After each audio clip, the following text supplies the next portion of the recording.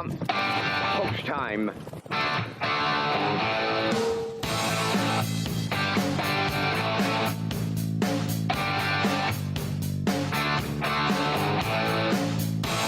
Deep stretch now. Shut the camera off.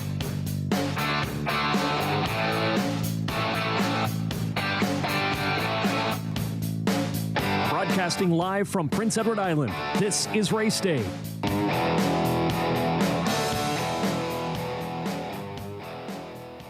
Good evening and welcome to Red Shores Racetrack and Casino here at the Charlottetown Driving Park on this rainy Thursday evening. Cool temperatures outside, rain off and on all day long. But the track crew has been working hard on the track, so we expect a great night of racing. 11 dashes on tap, and our feature comes up in the 10th race. Hi everyone, it's Kurt Hughes here at the HBI broadcast desk. Again, our feature comes up in the 10th. Field of 5, good group of mares. Sweet Molly on the rail, My Happy Place, post 2. Shaken Blake from post 3. Bad Girl Bridget, the 3-year-old filly, going to take on the aged mares here tonight, and she is post 4. And Get Answers is going to be my top play in there for Mark Campbell. Rounds out the talented field of 5. We got some driver changes and a couple scratches on the card, and for those, we'll go upstairs to the man who's going to call all of the action tonight. Mr. Vance Cameron, take it away. Thank you, Kurt, and good evening, ladies and gentlemen, and welcome to the Red Shores Racetrack and Casino at the Charlottetown Driving Park for tonight's racing program, event number 62 of the meeting. Good track conditions. There is a 2-second variant. It's 4 degrees Celsius, the temperature at this time in Charlottetown. The track condition is rated by the officiating members from the Maritime Provinces Harness Racing Commission. Tonight, the senior judge, Mr. Derek Fallon. The associate judges are Mr. Kent Butler and Mr. Robbie Shaw.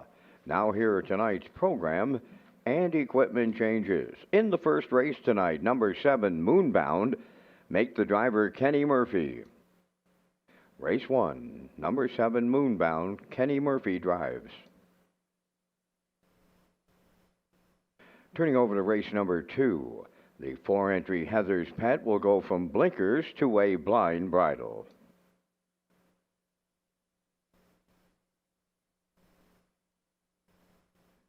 Next change, go to race number 5, featuring the Super High 5. In the 5th race, scratch number 7, Windermere on the line. Race 5, scratch the 7 entry, Windermere on the line.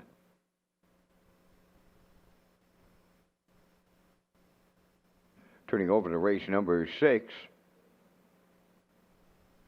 6th race, scratch number 4, Buckhead Ridge. He will not go. Race 6, scratch number 4, Buckhead Ridge. Turning over to race number 7. 7th race, number 5, Promise Me Later. The driver tonight, Gilles Barrio.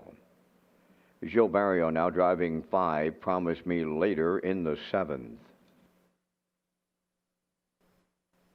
Turning over to race number 8. Number 3, Elm Grove Mistress. The driver tonight is Brady Sweet. Brady Sweet now drives Elm Grove Mistress in the 8th. Turning over to race 9. Number 2, Elm Grove Penny. Make the driver Paul Langell. Race 9, number 2, Elm Grove Penny. Paul Langell drives. Turning over to race number 10. 10th race, number 1, Sweet Molly. The driver tonight, Brody McPhee. Brody McPhee drives Sweet Molly in the 10th. Turning over to race number 11, tonight's finale. Number 2, I'll Bet You I'll Beat You. The driver will be Kenny Murphy. Race 11, number 2, I'll Bet You I'll Beat You. Kenny Murphy now drives. That will wrap up the changes at this time on tonight's racing program. The pari-mutuel wickets are opened and selling. First race, post time, set for 6 o'clock. That will leave you 25 minutes to make your race 1 selections.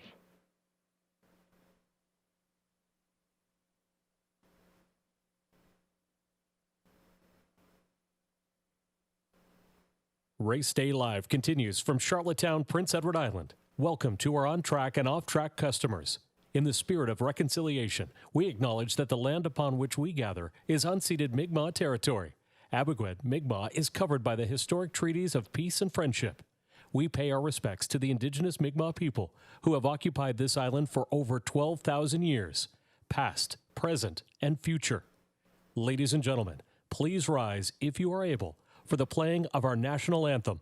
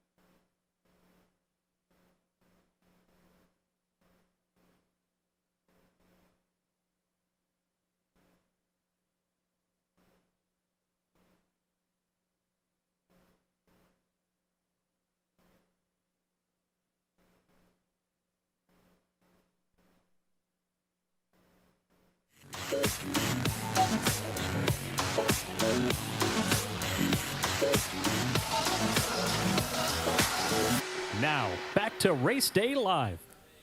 Good evening and welcome back to Race Day Live. I'm your host, Kurt Hughes, here at the HBI Broadcast Desk. If you're just joining us, it's a cool evening and a rainy evening here in Charlottetown. It's about 4 degrees. We got a 2-second variant on the track tonight, so keep that in mind. David Dowling is off his drives tonight. We got a couple scratches on the card tonight, and one of our scratches comes up in the Top Trot Race 6. It's a field of now just 4. Hall of a ride on the rail. Ripton Ready 2. Whole nother from post 3. Buckhead Ridge is the horse that is scratched. So the morning line choice scratched out of the Top Trot. Fight Song now inherits post 4. He's going to wear the 5 saddle pad, but he'll score out of the 4 posts, and so he'll be tough to beat in that now compact field of 4 in the Top Trotter. Top Pace comes up in race 10, Sweet Molly on the rail. It's a good group of mares. My Happy Place, post 2. Shaken Blake from post 3. Bad Girl Bridgette, the 3-year-old filly. She's got over 97,000 in earnings this year. Stellar state campaign, now going to take on the aged mares for the rest of the season. Get Answers leaves from post 5. It should be a good one in that 10th race. And that 10th race kicks off the late double. And now we may as well take a look at our wagering menu for tonight. We kick it off in race 1 with the Isle Pick 5. Low 15% takeout on that wager. $2,000 guaranteed pool. We have the early Super High 5 in race 5. The last 4 races of the card, we have the late pick 4, and it's an $1,000 guaranteed pool. And then we have the late Super High 5 coming up in race 11 tonight. And all those wagers carry a low 15% takeout. And let's take a look at my Isle Pick 5 ticket to kick things off here in race number 1. Going to go with the 7 Moonbound. As I mentioned, David Dowling off his drives tonight, so Kenny Murphy picks up the live drive for trainer Jen Doyle, coming in off a dominant win in 56-3, closing quarter 27-1. That was from post 2. Tonight, much different vantage point for Moonbound, coming out of post 7. But I think he can overcome it to get the job done in race number 1. Over in race 2, going to go with the 3 in there. Lauren Valley Barb had that qualifier in 202 back on October 23rd. Raced a week later from post 7. Got taken back in that one. 7 by 18 at the quarter, ended up 6 by 15. Good race time, 58 flat. But Nanny Bernice was on a mission that day, winning in 55. Pretty nice trip for the non-winners of 7:01. So Lauren Valley Barb at distance 6th in that race. Drops down to the bottom level here tonight for Heffernan. I think they'll boss it from start to finish, leading gate to wire, and get the job done in race 2. And then over in race 3, we're on the trot in race 3. Going to go with the 5, Magine Salsa. Jim Ripley has 2 in that race. And I like them both in there. I like Magine Salsa on top of Magine Blazes. I like them in the exactor. So I'm looking for a Ripley exactor, but Magine Salsa and McPherson going to be my top play there in race 3. And that one was a good third and 59 last time out at the 13:01 level, dropping into this non-winners at 2. I think that she'll be much the best in that third race. And then over in race 4, going to go with the 1 Silly Amos. This one's dropping in class down to the 7:01s. Had been racing all the way up to the 16:01s, you can see on her card, and had a good second there at the 1001 level. Third star from the bottom, and then even last week a real good effort, 57-2. Fifth, just beat 2 1/4 at the finish from an outside post. So moves into the rail here today for trainer driver Kenny Arsenault. So we're going to put her on top there in race 4, and then we're going to close it out in race 5 with the 6 D. This one is undefeated here at Red Shores. Jason Hughes driving for trainer Ashley Gamester, coming in off a 2-race winning streak, 2 for 2 here in Charlottetown. The last one 55-4. Closing quarter 28 flat. Both trips here in Charlottetown on the front end, but she is versatile. As you can see in her lines, Flamborough on October 4th, she had post 6, got away 4th. Came first up, was second by a head, and 56 for Dale Spence. and so she can rough it on the outside. So we'll put her on top there in race number 5. So there's a look at my aisle pick 5 ticket. I like a 735, a 1-6. Post time picks, that's Peter McPhee. He looks at 135, a 1-3, and the classifiers choices are 735, a 1-6. Matching strides with me. We have one scratch in that 5th race. The 7, Windermere on the line, is scratched. So the 7 is scratched in race number 5. Good luck with your picks as we kick it off in the opener with the aisle pick 5.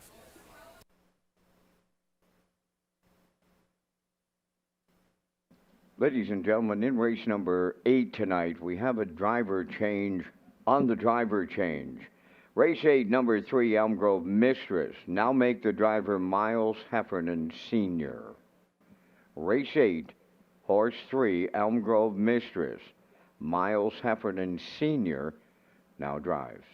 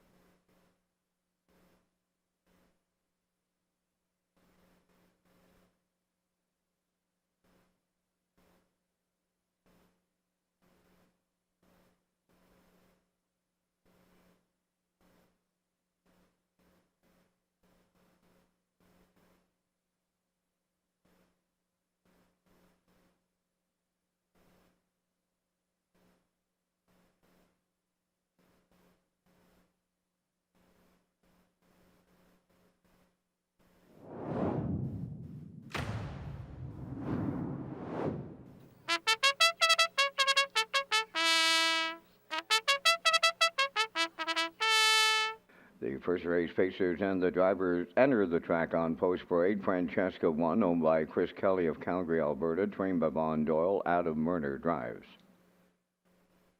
Baker's Dozen 2, owned by Michael Clary of Montague, trained by John Clary. Mark Campbell. Listen Linda Lou, number 3, Corey McPherson driving for owner-trainer Carson Wilkie, Stratford. 4 is Apple Pie Moonshine, owned by Colin Murphy of Albany and Luke Burke from Donaldston. Luke does the training, driven by Paul Langell. Pandemonic number 5, owned and trained by Miles Heffernan Jr. of Somerville, Miles Sr. driving. Whiskey Station is 6, owned by Darrell Tyler and Ryan Neal of Winslow, trained by Darrell Neal. Ryan Neal drives. Moonbound is 7, owned by Gregory Kirby of Sydney and Nathaniel Smith of Holden, Maine, trained by Jennifer Doyle. And note the driver change to Kenny Murphy. 8 is Shoot to Thrill, owned by Margaret Yonker from Brackley, trained by Shayna Toll. Ryan DeRoss drives. First race, post time, down to 2 minutes.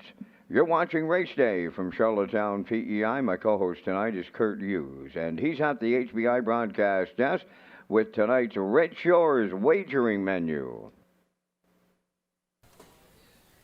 That's right, Vance. We kick it off here in Race 1 with the Isle Pick 5, $2,000 guaranteed pool. And then Race 5, we have the Early Super High 5. And then kicking off in Race 8, we have the Late Pick 4 with a $1,000 guaranteed pool. And then we have the Late Super High 5 that is in Race 11, or finale of the night. And all those wagers carry a low 15% takeout.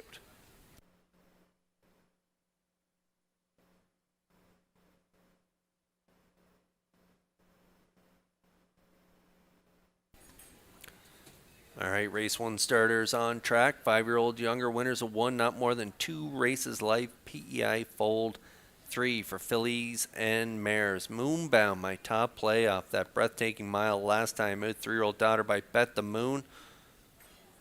Big trip for Jen Doyle and company last time out. 56-3. Closing quarter, 27-1.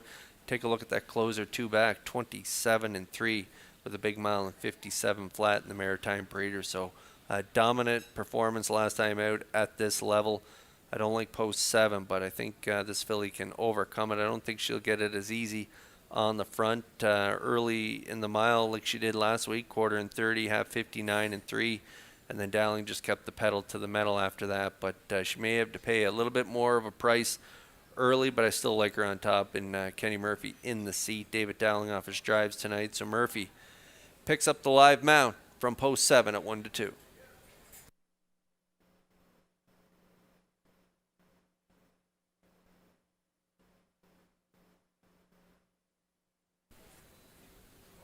Off that mile, I think Moonbound and Murphy will be heading to the front here tonight unless something happens in the middle portion of that first turn where they have to go to plan B. But I think he'll try and make it to the lead, and that's where she does her best work, as you can see on that line last week. But one that will be pushing out and pushing Moonbound for a little bit anyway will be Francesca, and that's the 2-year-old filly by Sunshine Beach on the rail. Chris Kelly owns, Von Doyle trains, and Adam Murner in the seat. They had the rail last time out at this level. Was a good second to Moonbound in that big mile in 56-3. This one was 3.5 back at the finish.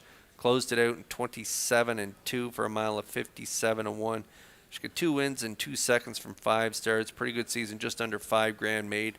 Bit of a late bloomer, but she is looking good through these 5 starts. The rail here tonight, again, Murner will be pushing out from the rail and will likely sit in the 2-hole. He may elect to cut it, so we'll see what happens and what Murner decides to do into that first turn. But it's definitely his hand to play in here in Race 1. 4-1, nice price.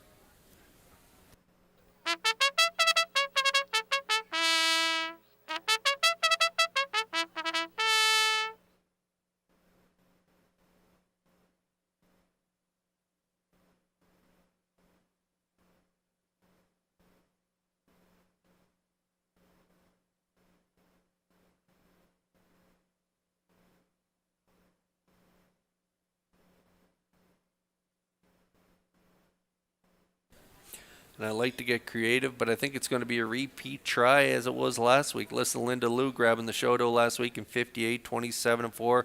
She's got good gate speed. She's one of the most experienced in this field. 4-year-old mare by State Treasure, owned by Carson Wilkie. He's also the trainer. And so from post 3, I think she'll get another good trip. She had post 5 last time out, so she'll be forwardly placed, and I think she can hang on for third here in this race. Listen to Linda Lou, 37-1 currently on the board. We're getting close here in the opener.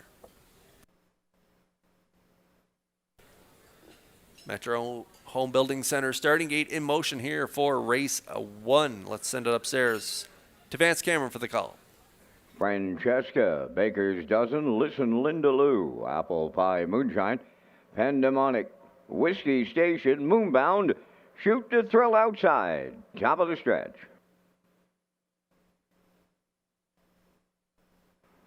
Here they come.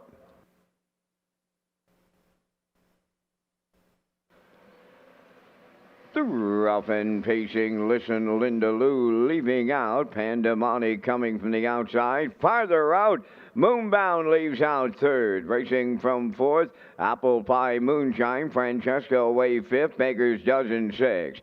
Then seventh, Whiskey Station. And the trailer, Shoot to Thrill on the back stretch. And up from the outside, here's Moonbound on to take over the lead. In line to Kenny Murphy. Pandemonic now second, then third. That's Listen Linda Lou. Fourth is Apple Pie Moonshine. Francesca, she races from fifth. That's Baker's Dozen in sixth. Followed by Whiskey Station and Shoot to Thrill 28. And 4 was the opening quarter. On the front end, Moonbound, the fraction setter on Pandemonic second. Third is Listen Linda Lou with Apple Pie Moonshine fourth. Francesca, she's headed to the outside from fifth. Following her out sixth is Baker's Dozen. Whiskey Station is seventh. And Shoot to Thrill is eighth. Halfway home in the opener, Moonbound getting the field there in a minute and 2.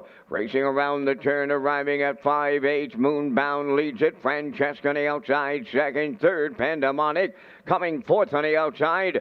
Baker's Dozen moving up fifth from the outside is Apple Pie Moonshine. Whiskey Station takes out and a Shoot to Thrill the trailer. They're arriving at 3/4. Moonbound the leader. Baker's Dozen now the challenger. Apple Pie Moonshine is picked up third. Francesca on the rail fourth. The 3/4 in 1:31 flat. With an 8 left to go, Moonbound the leader. Baker's Dozen on the outside second. Up into third, Apple Pie Moonshine deep in the stretch. In tonight's opener, it'll be Moonbound in line to Kenny Murphy. Second, Baker's Dozen. Apple Pie Moonshine will finish third. Time for the mile, 2:02 flat.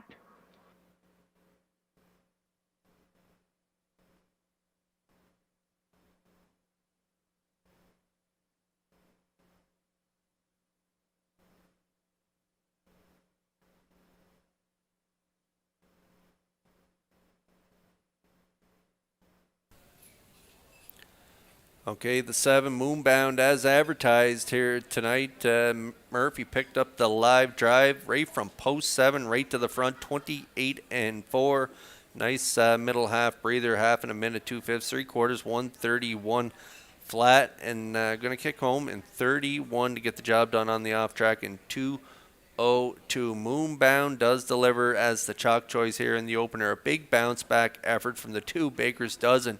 7/13, paced a mile in 2 minutes 4/5 in the Maritime Breeders last time out. Mark Campbell first up with Baker's Dozen here tonight, and she was really gritty effort to get the deuce in here. So Baker's Dozen second, Moonbound getting the job done. We got a Bet the Moon exactor here in the opener. We'll see Moonbound back in the Crown Rust Protection winner's circle next.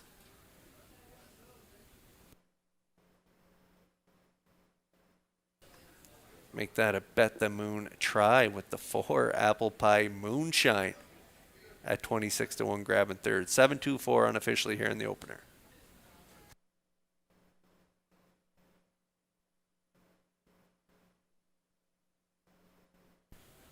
And we got a shot of the moon with the Bet the Moon try here in the opener, thanks to the boys downstairs on their toes here tonight from Universal Media.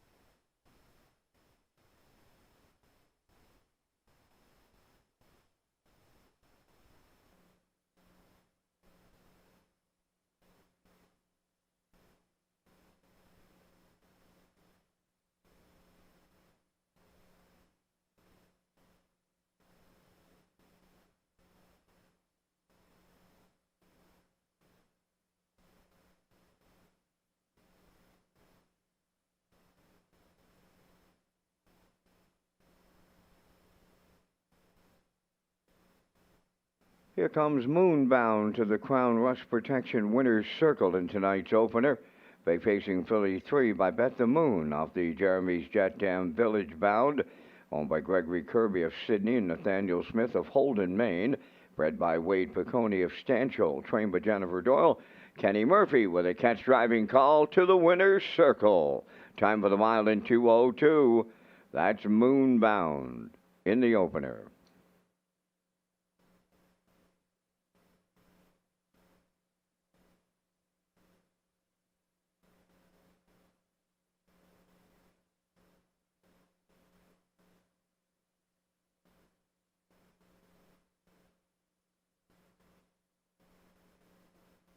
This race replay is brought to you by Syntrack Print and Graphic. Here they come, and it's Syntrack for the win with exceptional print products, exceptional graphic design services, and exceptional value.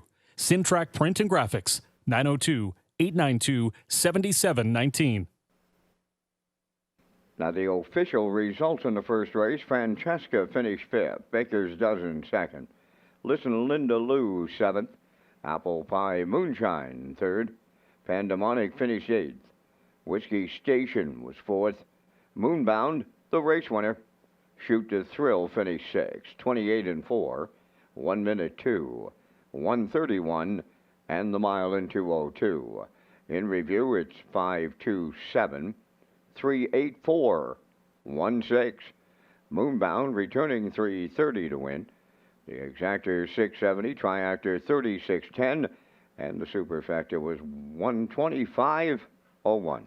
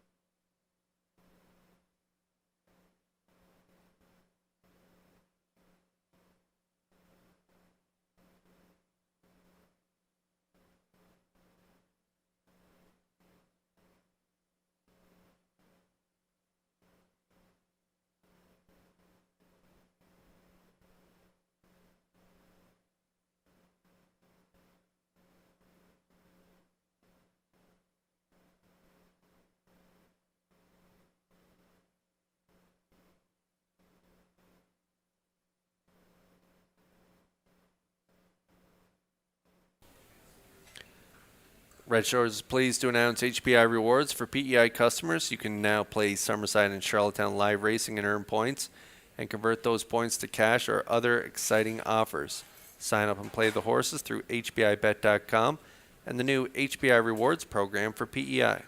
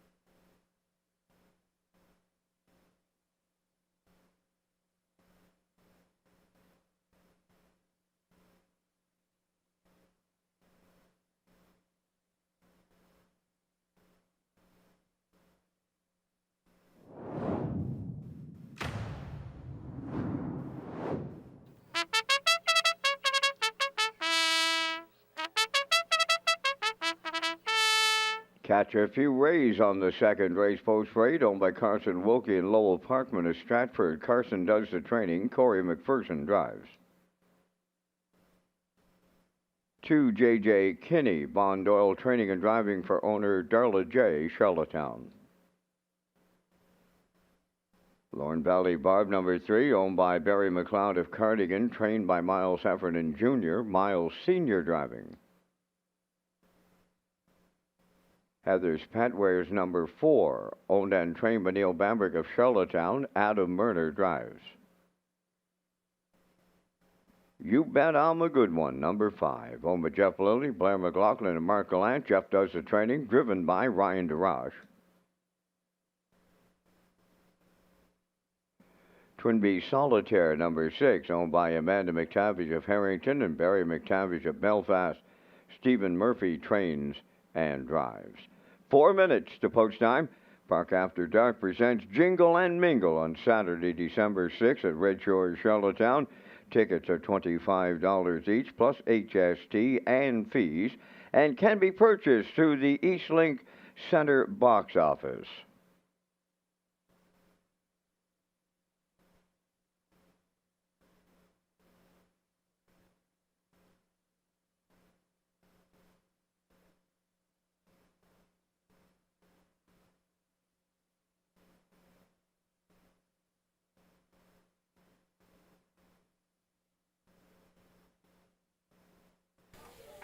Okay, just one equipment change in this race. The 4, Heather's Pet, going from blinkers to blind bridle. I'm going with the 3 in here. Lorne Valley Bar, Miles Heffernan doing the driving for Miles Heffernan Jr. And Barry Peter McLeod of Cardigan is the owner of this 8-year-old mare by Articulator, coming in off that nice mile at the 7:01 level, 58, 28, and 4 closer off that qualifier from post 7. And it was just too hot a pace in that race of the 7:01s, a mile and 55 flat put up by Nanny Bernice. So this one moves in to post 3 here tonight.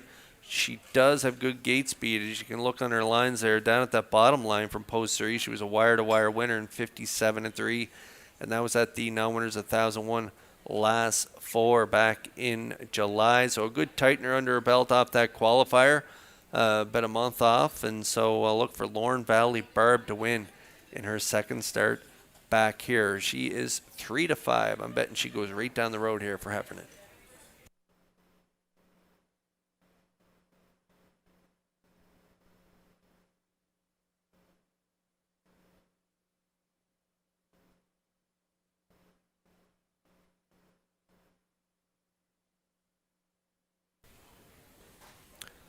Okay, Lorne Valley Barb dropping in class. Another class dropper here is Twin Bee Solitaire, racing at the 7:01 level in her last 3 starts. Rallied to finish 3rd, 3 back, and then finished 7th a distant 7th there in that big mile by Nanny Bernice. 58-1. Good race time, 29-2.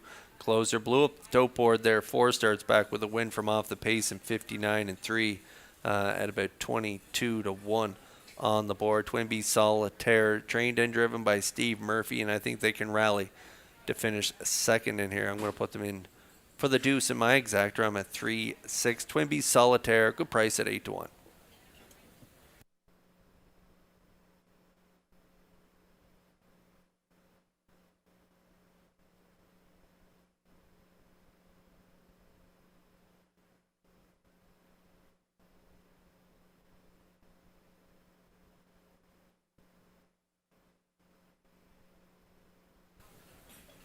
There is You Bet 'Em a Good One. Ryan Drash going to drive here for trainer Jeff Lilly. Jeff shares ownership with Blair McLaughlin and Mark Gallant. He's also the breeder of this 8-year-old mare by Image of Dawn, out of that great brood mare that he has by Largo Bet 'Em Laura, and the 4th by a length and change. 2 starts back, 2 minutes 2/5 for Barrio at the 7:01 level. Head post 7 in Summerside last time out.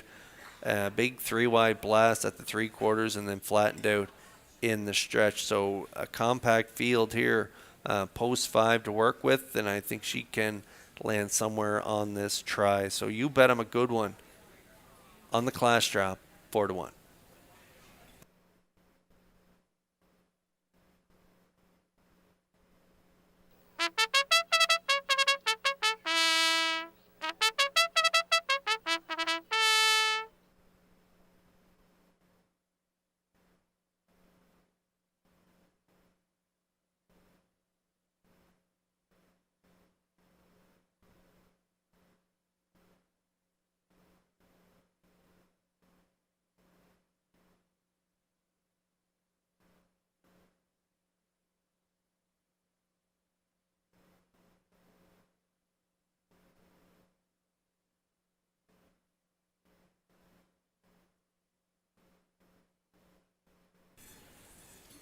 Metro Home Building Center starting gate in motion here for race 2. Starters are on gate. Let's go back upstairs to Vance Cameron for the call. Catch a Few Rays, J.J. Kinley, Lorne Valley Barb, Heather's Pet, You Bet I'm a Good One, and Twin B Solitaire. It's the second up on the gate, now at the top of the stretch.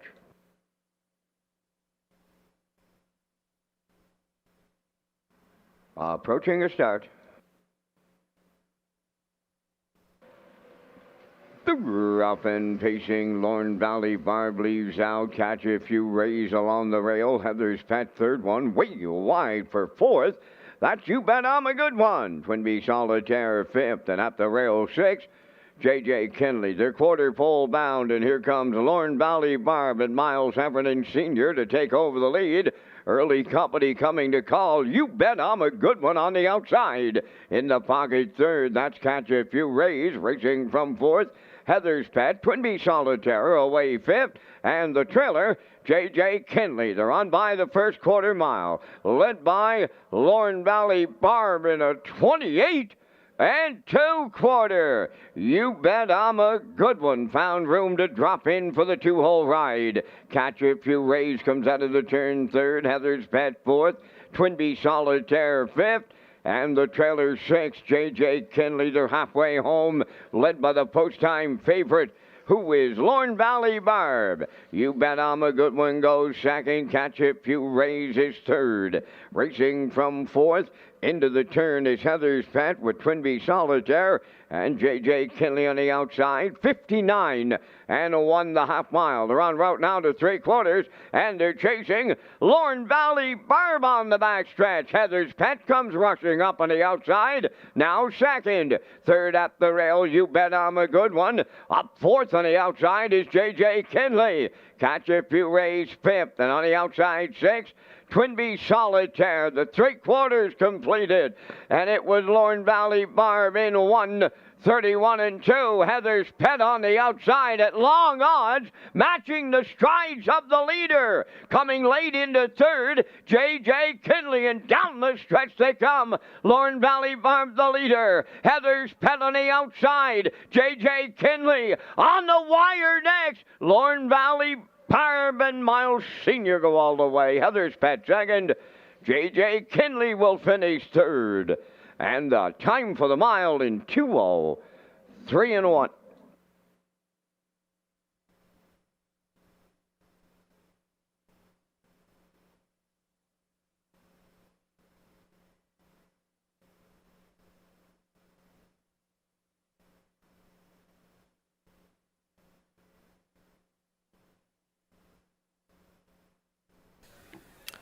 Okay, another chalky winner here in race 2 as Lauren Valley Barb delivers at 260 on the board, and she was stretched out early, getting to the lead and then insisting on leading and finding a spot for the 5. You bet him a good one in that 2 hole. So the quarter was large, 28 and 2 on the off track, half 59 and 1. Pretty good half for this group. They were tired getting home, 131 and 2 3/4. Heather's Pet on the bridle change, blinkers to blind, Race Super here coming first up for Murner and getting the deuce. So Lauren Valley Barb gets it done. Heather's Pet is second in the 2. J.J. Kinley rallies up there for third for Von Doyle in 2:03 and 1. So it's a 3-4-2 try unofficially here in race 2. And we'll see Lauren Valley Barb and Heffernan back in the Crown Rust Protection winner's circle next.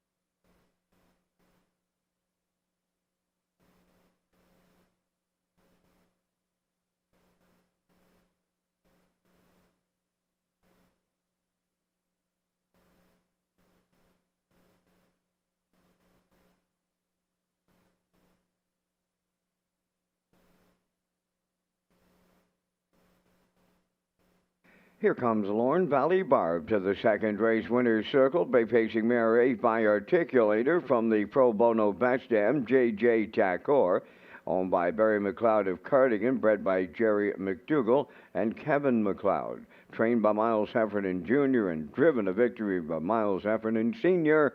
The mile in 2:03 and 1. Lauren Valley Barb in the second.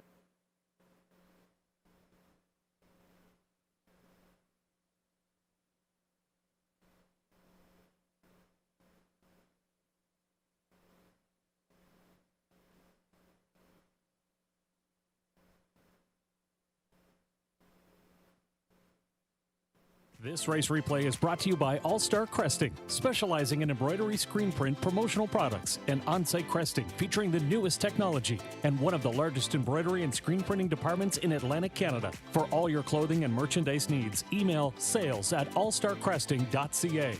At All Star Cresting, we got you covered.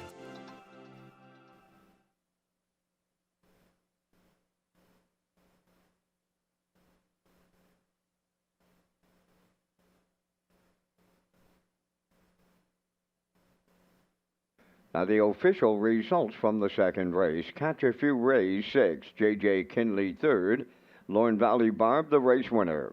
Heather's Pet was second. You Bet I'm a Good One finished fourth. Twinbee Solitaire was fifth. Fractions of 28 and 2, 59 and 1, 131 and 2, and the mile in 2:03 and 1. In review, it's 631, 245. Lauren Valley Barb paid 260. The exactor 1510, triactor $188, superfecta was $145.54, and the early daily double $250.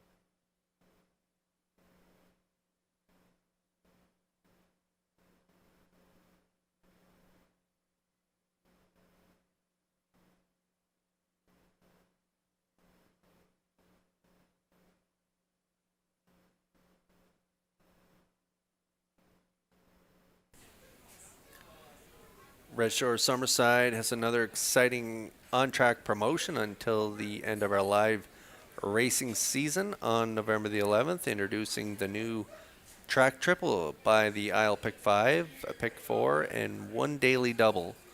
And you will have a chance to win $500. Ask your on-track seller about the new track triple.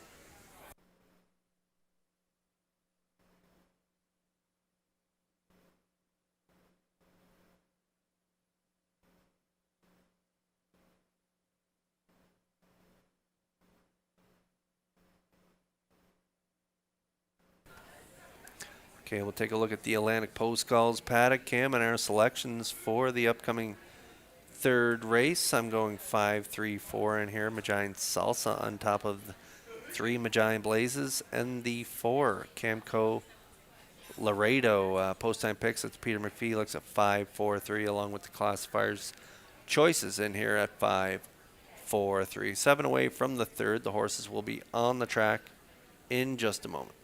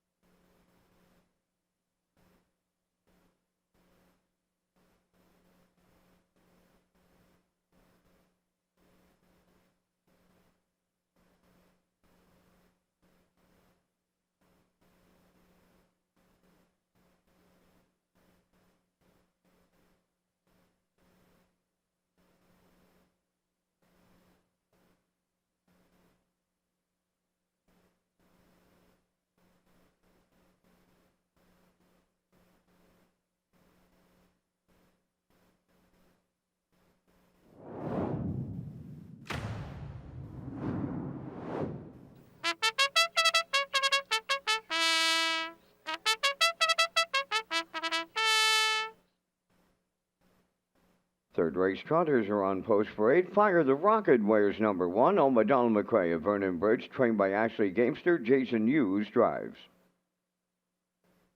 Ma Barker, number 2, on with the Shotgun Stables of West Royalty. Dave Kelly trains and drives. 3 Magian Blazes. Jim Ripley of Amherst, Nova Scotia, owns, trains, and drives. 4 is Camco Laredo, owned by Leanne Moyer of Summerside, trained by Mario Macri, Kenny Murphy. 5 is Magian Salsa, owned by Mary Lee Ripley of Amherst, Nova Scotia, trained by Jim Ripley. Corey McPherson catch drives. 3 minutes to post time. Join us on Thursdays in the top of the park for the ultimate guest experience. One great package for one great price. Visit Redshores.ca for more information.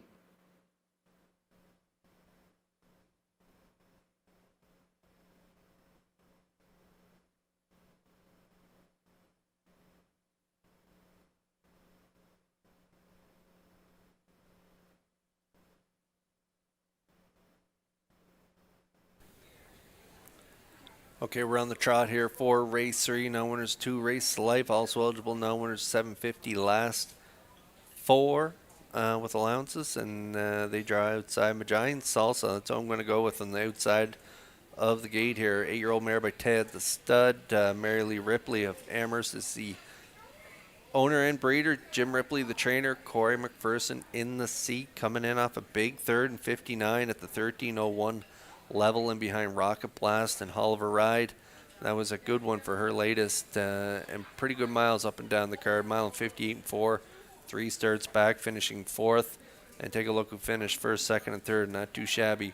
Buckhead Ridge, Rocket Blast, and Fight Song. So Giant Salsa in against some pretty hefty company in her last 6 starts. And so I'm going to put her on top as she dips down in here to the non-winners, a 2 race life mixture of class here. Field of 5, 1 to 9 currently on Giant Salsa.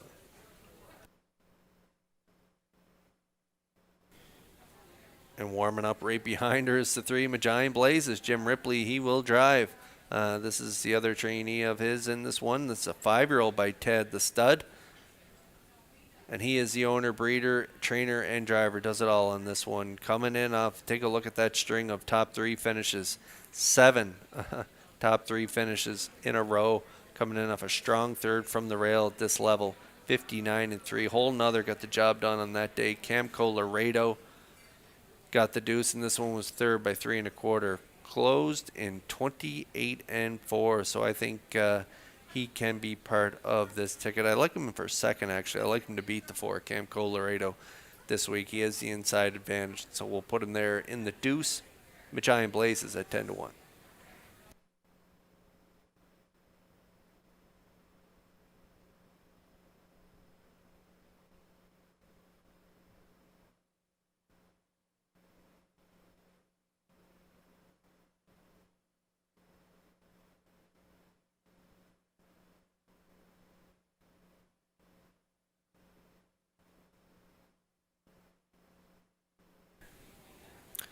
The front end's been holding up, and the Chalks have been holding up through 2 races. We'll see what happens here in race 3. But Camco Laredo, I mentioned the front end holding up. Well, I'm sure this one will be on the front end here. It has really good gate speed. Sitting in the 2-hole last time out, second by a length and 3/4. Hole another, just too much for this guy on that day. Good trip though, 59 and 2, 28 and 4 final panel. If you look down his lines, he's usually sitting up close to the action. In against this crew here tonight, I think Kenny will want to call the shots on the front. Camco Laredo, a nice price if you don't want to play that chalk on the outside. 4 to 1 currently.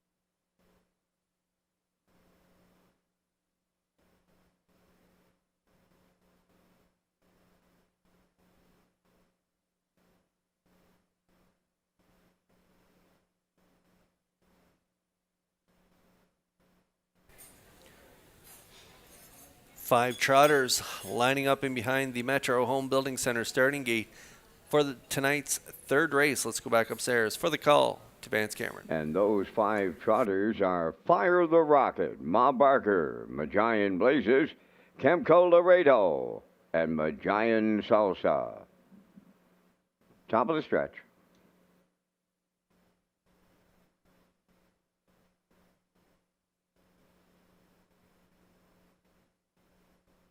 Trotters in the third, ready for a start. The rough and trotting Camco Laredo is the first one out. Second, Majayan Blazes. Then the third one is Fire the Rocket between horses Ma Barker and 3 high on the outside fifth. That is Majayan Salsa. They arrive at the opening 8. It'll be Camco Laredo and Kenny Murphy on the lead by almost 2. Closing up second, Majayan Blazes back into third. That is Fire the Rocket. Racing from fourth. Down along the inside is Ma Barker. And the post-time favorite is the trailer, Majayan Salsa, by the quarter. And that's Camco Laredo, the fraction center. He arrived at the quarter in 30 and 3. Tracking in the 2-hole, Majayan Blazes, then Fire the Rockets in third. Ma Barker has fourth, and Majayan Salsa sees them all from fifth. Off the turn they come, and they straighten down the stretch for time 1, approaching the midway point. Led by Camco Laredo, he's got him halfway home. In the 2-hole, Majayan Blazes. Fire the Rocket third. There goes Majayan Salsa now on the move, and the outside fourth.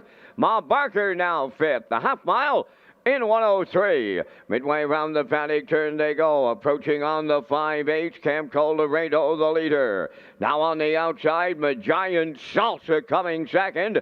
Third at the rail, Majayan Blazes. Fire the Rocket is fourth, and Ma Barker fifth. The 3/4 coming next, and Camco Laredo, the leader. Second is Majayan Salsa. Majayan Blazes has third, with Fire the Rocket fourth, and Ma Barker fifth. 3/4 up in 1:33 and 3. They trot 30 and change in the third, and they're homeward bound. Camco Laredo looking to see it through. Majayan Salsa coming to the outside. Majayan Blazes third. On the wire, here is Camco Laredo to double up Kenny Murphy. Second, that'll be Majayan Salsa. Fire the Rocket came up the inside third. And the time for the mile, 2:04 and 3.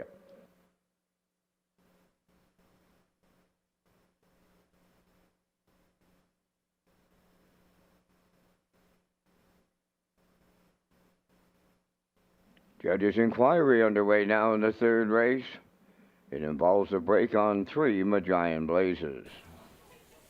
Yeah, the 3 Jim Ripley and the 3 Majayan Blazes making that break in the stretch. So hold on to all tickets here in race 3 as the judges look at the inquiry. And the front end does hold up. We talked about Camco Laredo before the race. Thought he'd be setting up shop on the front end, and he did for Murphy through fractions of 30 and 3, half 103, 133 and 3. Closed it out in 31 flat for a mile of 2:04 and 3 on the off track as the front end holds up again in here in race 3. Camco Laredo and Murphy. Murphy's off to a good start here tonight as he gets it done with the 4-year-old gelding by E.L. Rocket. And we'll see them back in the Crown Rust Protection Winner's Circle next.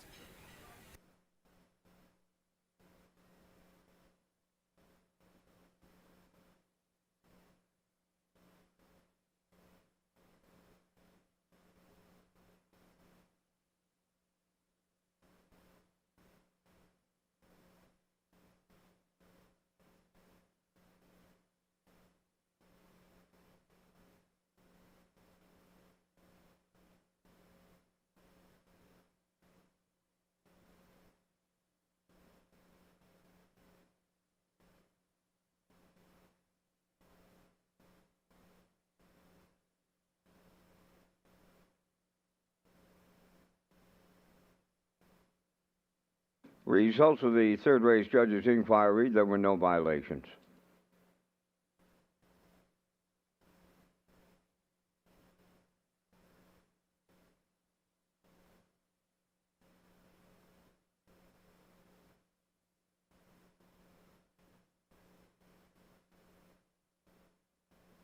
Camco Laredo arriving at the Crown Rush Protection winner's circle from the third race. Trotting Brown Gelding, he's 4 by E.L. Rocket.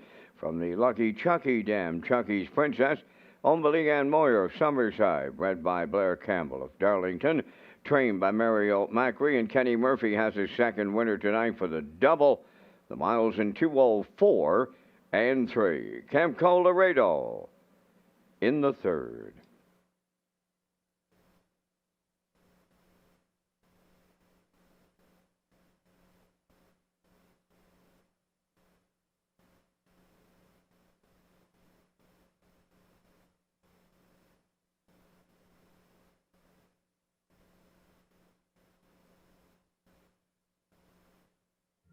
The management and staff at Red Shores want your experience to be fun and entertaining. That is why we offer information on how our games work, tips to keep your gambling fun, and available community resources. For more information, please speak to one of our PlayWise advisors or stop by the PlayWise Information Center. Now the official results from the third race. Fire the Rocket was third. Ma Barker fifth. Magian Blazes fourth. Camco Laredo the race winner. Magian Salsa finished second. The fractions were 30 and 3, 103, 133 and 3, and the mile time in 2:04 and 3. In review, 3, 5, 4, 1, 2. Camco Laredo 660 to win. The exactor was 980, triactor 3450, and the superfecta was 437.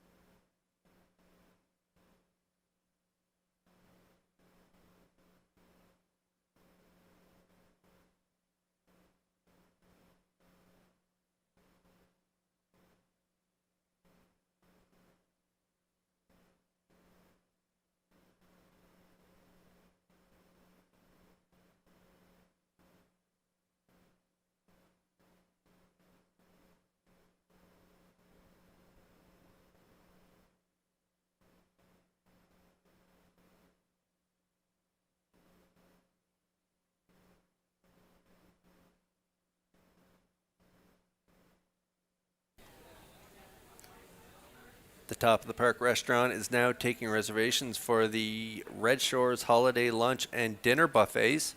Our holiday buffets feature a mouth-watering selection of seasonal specialties and holiday trimmings made from fresh local ingredients. And to book a table, please call the Top of the Park at 902-620-4264 or visit Redshores.ca.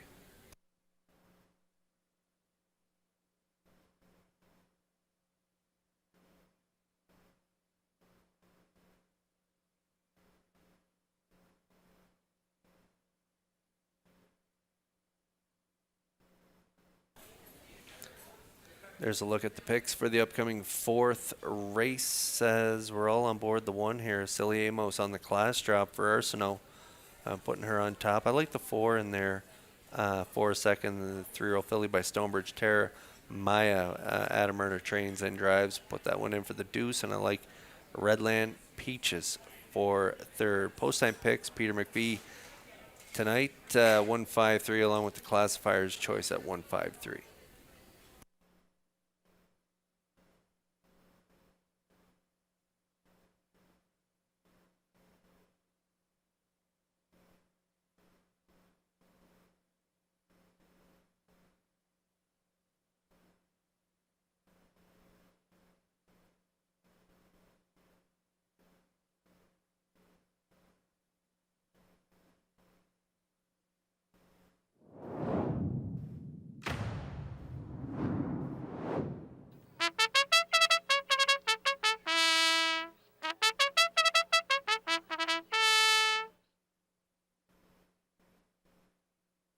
Silly Amos on the fourth race post parade is owned by David Kent of North Rustico. Kenny Arsenault trains and drives. Elm Grove Nancy 2 is owned by Tyler Neal of Winslow, trained by Darrell Neal. Kenny Murphy up. 3 is Rosie All Over. Mark Campbell driving for owner-trainer Carson Wilkie, Stratford. 4, Maya, owned by Brittany Watts of Springvale, trained and driven by Adam Murner. Redland Peaches number 5, owned by Mark Rain and Lael Ramsey of Middle Sackville, Nova Scotia, trained and driven by Corey McPherson. 6 is Skip Across, owned by Tara Harper, Ryan Wilkie, and Stanley Harper Jr. Stanley Harper Jr. to trainer Jason Hughes. 4 minutes, 2 post time. The Grand in Your Hand promotion is underway at Red Shores, Summerside. Players have a chance to win the grand prize of $1,000 cash on November 11th. For more details, go to Redshores.ca.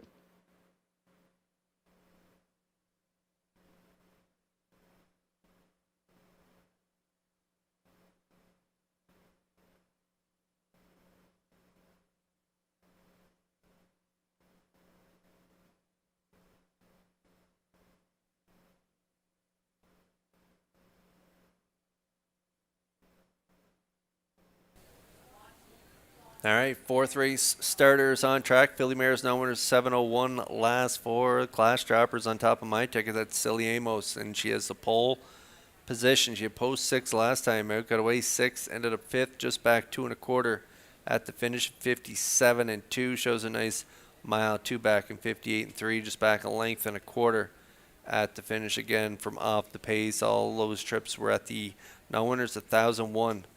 Last 4. That's where she has raced in her last 5 starts. She even shows trips down at the bottom at the 1601 level. So down at this level, she's definitely the one to beat. Still looking for her first win of the season. Could get it here on the class drop. Silly Amos and Arsenault at 1-4.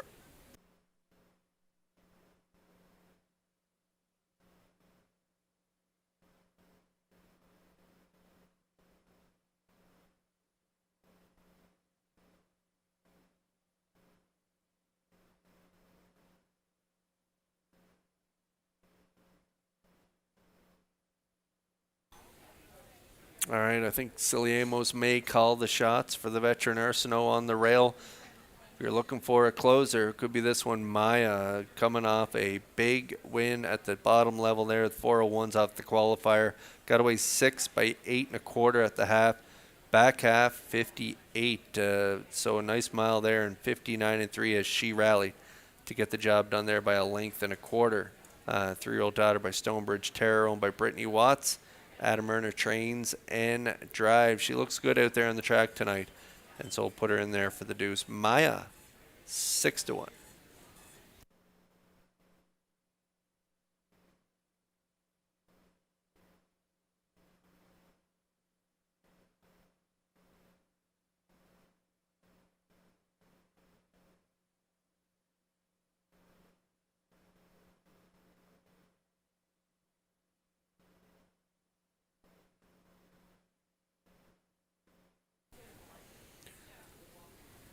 Okay, Corey McPherson trains and drives the 5. Redland Peach is going to put her in for 3rd. Mark and Rain and Layla Ramsey, they all share ownership of this 4-year-old mare by McWicked, coming in off a big 3rd in that big mile at this level last time at race time, 56 and 3, 28 and 3, back 8 and a quarter behind Nanny Bernice and company in that race. That was a really good group. Tells Bell's second in there, and this mare was third. So I think she'll be part of the try again this week. Redland Peaches and McPherson 2-1.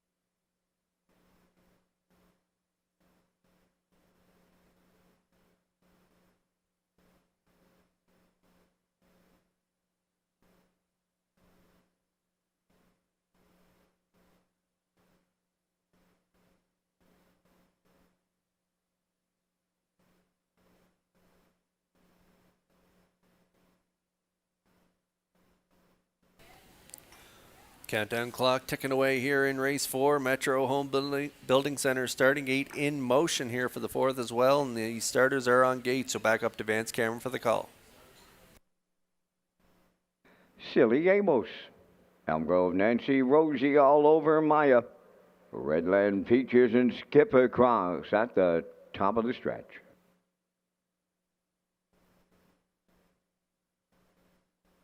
Here they come.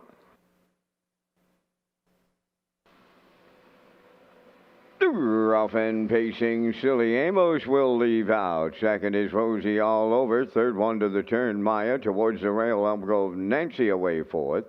Redland Peaches in fifth, and Skipper Cross will trail the field. Up the backstretch en route to the quarter. In unfamiliar territory tonight, Silly Amos the leader. In line to Kenny Arsenault. Rosie all over got away with the two-hole ride. Maya dropped in third. Elm Grove Nancy fourth. Then in fifth. As they move by the quarter is Redland Peaches, and Skipper Cross is sixth. On their way around that top turn for the first time, and they were at the quarter mile in 30 and 4. And that's Silly Amos by almost 2 lengths. Second is Rosie all over. Maya comes out of the turn third. Elm Grove Nancy fourth.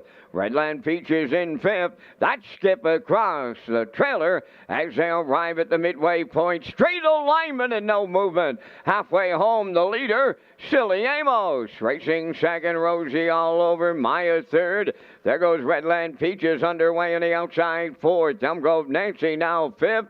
Skipper Cross sixth. The half in 103 flat. Arriving at the 5/8 pole. The unchallenged leader is Silly Amos.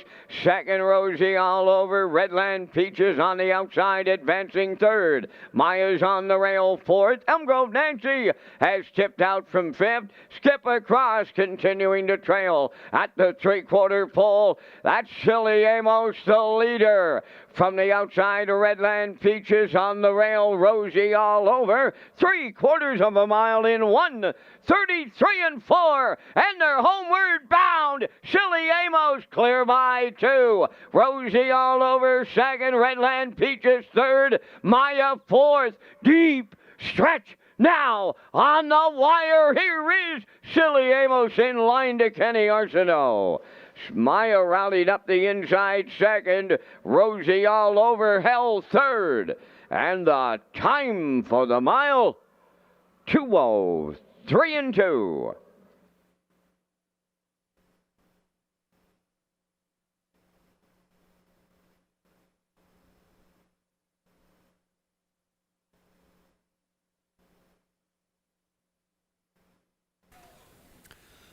Well, as expected, Silly Amos and Arsenault calling the shots on the class drop here. She went off as the favorite and a deserving favorite, too. I like this mare. She finally gets her first win of the season, 7 seconds this year, so she's been knocking on the door a lot, but tonight she finally breaks through with a nice win here. Half 103, 133 and 4, closer in 29 and 3. I think this is the first race tonight that we've seen a closer better than 30 seconds, and this mare loves to kick home. So that was a good effort here on the off track. 203 and 2 for Silly Amos and Arsenault here in race 4. My pick for second was running over them around the last turn. I didn't know if she was going to get some clearance or not, but Murner moved her up the pass lane. That's Maya, and she does get up for the deuce, and rallying in there for third from the 2-hole was Rosie All Over and Campbell. So it's a 1-4-3 try here in the 4th, and we'll see Silly Amos back in that Crown Rust Protection winner's circle in just a moment.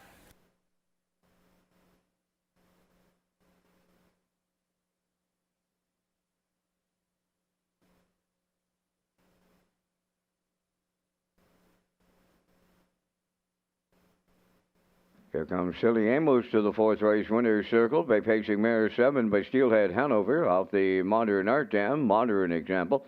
A homebred of David Kent of North Rustico. Kenny Arsenault trains and drives. And the wire-to-wire victory is in 203 and 2.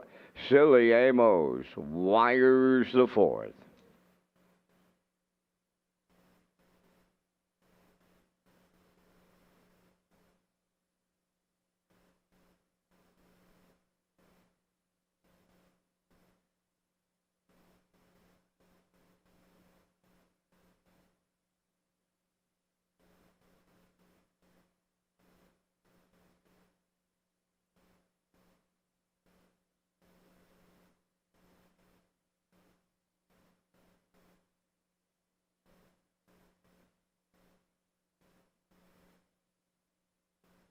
This race replay is brought to you by the new 1888 Lounge at Red Shores. The 1888 Lounge is perfect for your corporate meetings, parties, or presentations. Contact Rebecca in our Sales and Events Division for more information on the new 1888 Lounge upper level at Red Shores. Now the official results from the 4th race. Silly Amos was the race winner. Elm Grove Nancy 5th. Rosie All Over 3rd. Maya finished 2nd. Redland Peaches was 4th. Skip Across finished 6th. Fractions of 30 and 4, 103. 133 and 4, and the mile in 203 and 2. In review, 153, 246. Silly Amos 370 to win. Exactor 1270. Triactor $35. Superfecta $685.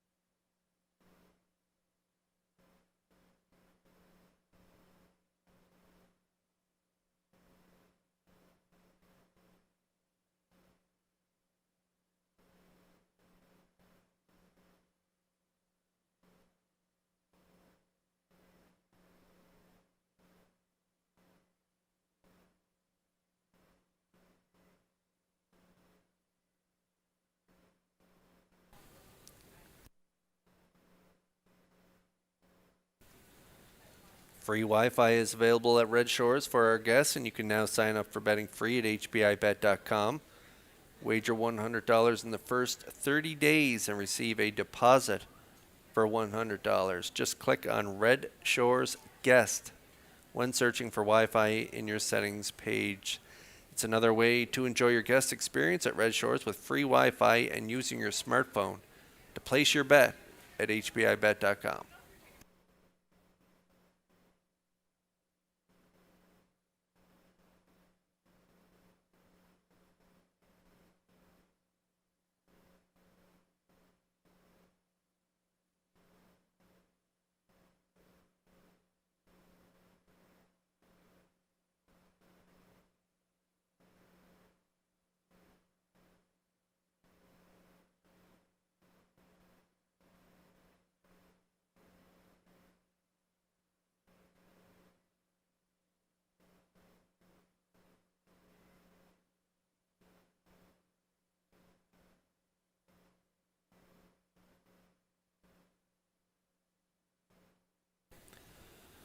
Okay, take a look at the Atlantic Post Gulls paddock cam and our selections for the upcoming 5th race. It's super high 5 time here in Charlottetown. Scratch down to a field of 6. The 7 is scratched in here, and so I'm going to put the 6D on top. I also like Hoscat coming in off a win, and Watch Me Shake It.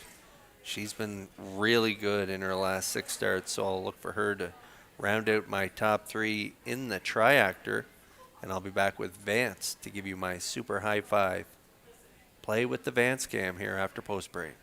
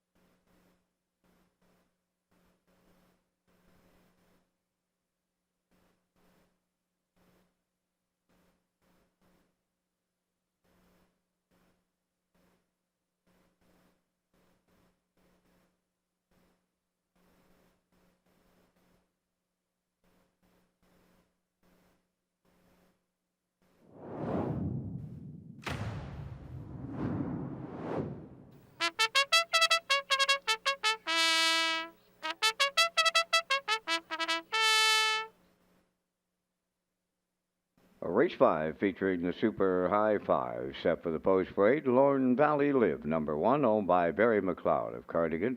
Trained by Miles Heffernan Jr., Miles Sr. driving. 2 Pop the Pin, owned by David McDonald of Belfast. Trained by Ashley Gamester, Adam Murner catch drives. 3 is Hoscat, owned by Maddie and Liam Myers of Stratford. Trained by Lenny Myers, Gilles Barriel. Much Too Young for You, number 4, owned by Windermere Farms, Lana Murphy and Matt Burke, trained by Earl Watts, Mark Campbell up. 5, Watch Me Shake It, owned by Morris Cody of Charlottetown, Kenny Arsenault trains and drives. 6 is D, owned by Robbie and Simon Hughes of Stratford, trained by Ashley Gamester, Jason Hughes up. 7, Windermere on the Line is scratched. Down to 4 minutes wagering time on race number 5. And Kurt, as you mentioned, we're coming up with our selections in the first Super High 5 of this Thursday night. We thank Results Marketing and Advertising and their continued presentation of the Vance Cam. Here in the fifth, I'm on to the 6D. She's been impressive in 2 starts here on the island, 2 trips into the winner's circle. I'll put her there for a 3rd time tonight. I like 4, Much Too Young for You for the deuce. Going to 3, Hoscat for the triactor players. For the 4th one, I went to the rail with Lorne Valley Live, and I closed it out with Watch Me Shake It from post 5. 6-4-3-1-5 from the booth. Kurt, your choices. Yeah, I'm with you on the winner. I like D as well. She's versatile, Vance. She did it on the front end in her first 2 starts here, and she did it from off the pace in Flamborough, almost getting the job done. 3 starts back in her last start in Ontario prior to coming to the island. She was first up on that day in Flamborough, and it was a good second by a head in 56. So I'm not too worried about post 6 for D. I think she can overcome it to get the win for the Blue Knight Hughes at 4-5. I'm going to go to the 3, Hoscat, coming in off that win last time out for Barrio. Barrio back in the seat here today for trainer Lenny Myers. I'm going to put that one in for the deuce. I like the 5, Watch Me Shake It, and Arsenault coming in off back-to-back thirds. Closing quarter in her latest in 27-4 for a mile of 156-1. I like her for 3rd. I'm going to go to Much Too Young for You and Campbell for 4th, and then I'm going to close it out with Lorne Valley Live and Heffernan on the rail. So 6-3-5, 4-1 for me. Vance Cameron, he likes the 6 as well. 6-4-3, 1-5. So same 5, a little different order here in race number 5. Our super high 5. This is our first one of the evening. Our next one will be on the finale here tonight. So good luck with your picks here in race 5.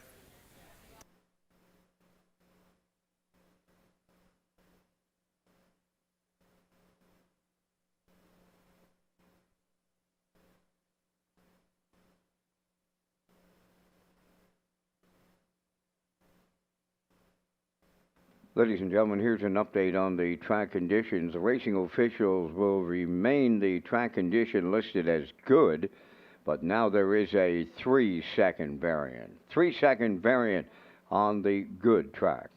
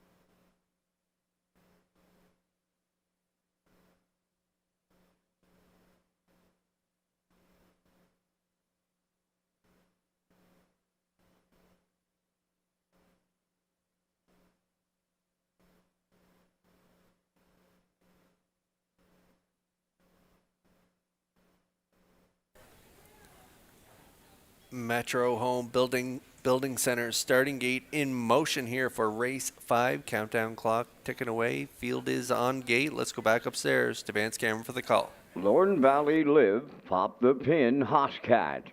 Much Too Young for You, Watch Me Shake It. D, top of the stretch.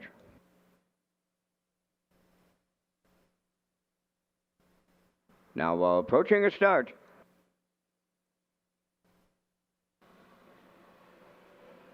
Rough and pacing, much too young for you. The first one out, Lorne Valley Live along the rail. Third one to the turn, pop the pin, away fourth.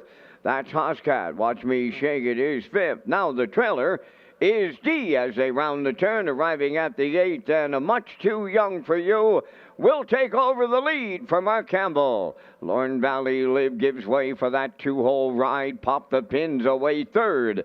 Then in fourth, it's Hoscat. Racing from fifth is Watch Me Shake It. And the post-time favorite is the trailer here in the early going. That is D. On by the quarter and up front on the lead. Much Too Young for You got them over to the opening station in 29 and a 1. Second is Lorne Valley Live. Pop the pin in third. Hoscat fourth. Watch Me Shake It fifth, and D is the trailer as they arrive at the opening half mile next. Much Too Young for You is halfway home for Campbell. Lorne Valley Live second, Pop the Pin third. D is up and on the move in the outside fourth. Hoscat a racing fifth, and then the trailer. Watch Me Shake It, the half mile in 1:01 and 2 over to the 5/8. Much Too Young for You, the leader. Here's D at her wheel now. Third on the cones is Lorne Valley Live, coming up fourth on the outside. That is Hoscat. Pop the pin at the rail fifth, and Watch Me Shake It. On the outside is six. There's three in. There's three out. And the 3/4 in the books in 1:31 and 4. Eighth of a mile to go. And that's Much Too Young for You, the leader. D now second. Hoscat coming 3 wide third. Lorne Valley Live up the inside. They're in deep. Stretch now. Coming to the wire. Lorne Valley Live. Oh, Much Too Young for You. May have come back on here in the middle. Not far away, Hoscat. Picture time in the super high five. 2:01 and 2.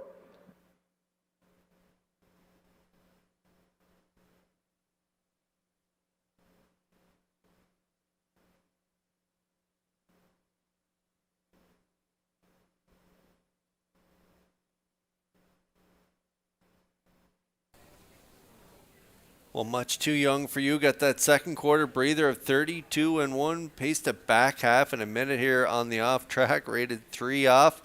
Much Too Young for You putting up the half 1:01 and 2. 3/4 1:31 and 4. Kicked home in 29 and 3. Looked like Lorne Valley Live and Heffernan were going to scoot up the pass lane and get the win, but Much Too Young for You digs down deep and comes back on and looks like she gets the job done here as she probably wins by a bit ahead in here. Yeah, they got the 4 posted. 4 on top of the 1, 3, and 6. That's the unofficial top 4.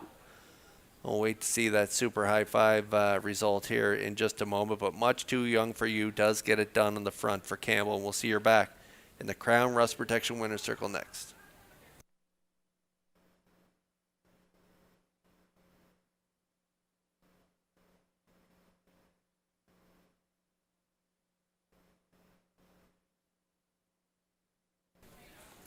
Last call for 50-50 here in the top of the park. See Tracy, Betty, or Heather. The pot is sitting at over $350 to the winner.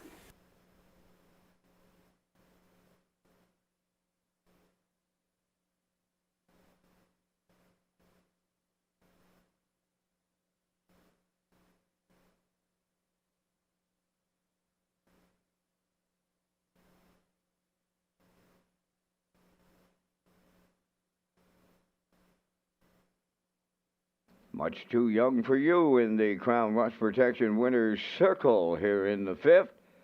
Big Pacing Philly 3 by Flameproof Hanover. Off the Badlands, Hanover Dam, Troxel Hanover. Owned by Windermere Farms, Landa Murphy and Matt Burke. Bred by River Valley Management and Windermere Farms. Trained by Earl Watts, Mark Campbell. Guiding her to victory. Time for the mile in 2:01 and 2/5. Much Too Young for You gets her 5th lifetime victory.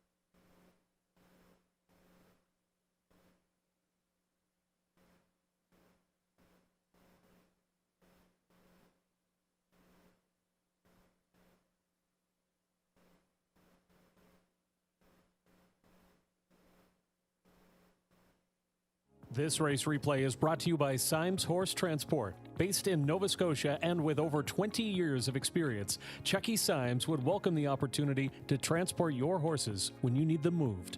Operating 2 rigs, Symes Horse Transport offers safe, feasible, and timely trucking in Canada and the U.S. Symes Horse Transport is a commercially covered horse carrier. They also buy and sell horses. To book a stall and to get a quote, call or text 902-664-7086 or email st.symes@gmail.com. Good luck racing. Now the official results from race 5, Lorne Valley Live second, Pop the Pin 6th, Hoscat was third. Much Too Young for You, the race winner. Watch Me Shake It finished 5th. D was 4th. Windermere on the Line was scratched. They went 29-1, 101-2, 131-4, and the mile in 201-2. From the top, your program reads 263, 154 scratched. Much Too Young for You paid $12.80. The exactor $56.70. The triactor $637, and the super high five returning $298.61.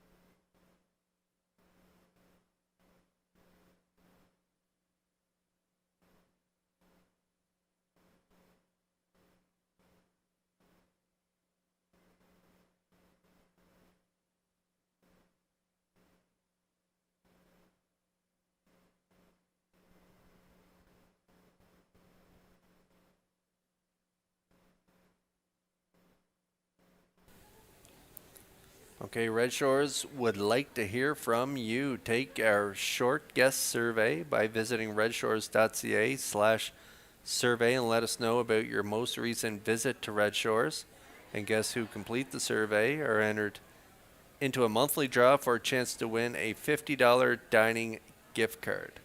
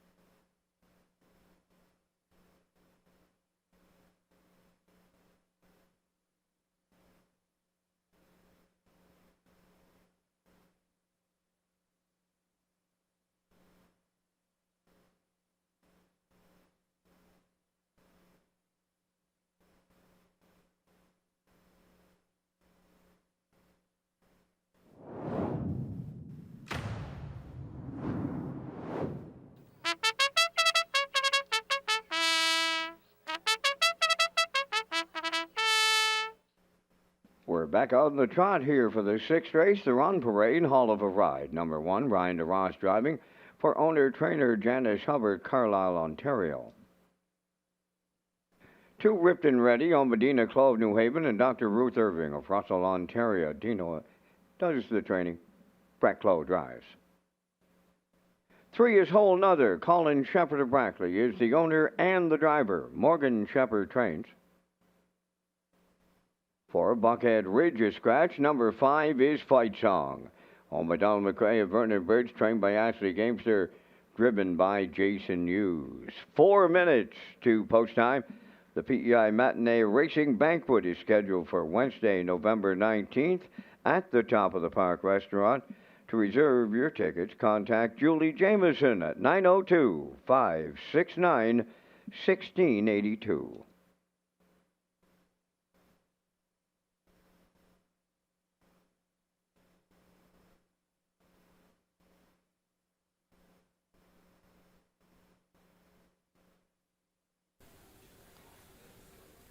Okay, back on the trot for race 6, our top trot of the night. Buckhead Ridge, the morning line favorite, scratched out of this one. So Fight Song, it looks like it's his race to lose here, as he has now moved into post 4. Compact field up 4 now. I'm thinking Hughes is just going to put the pedal to the metal, get to the front, and drive on to win.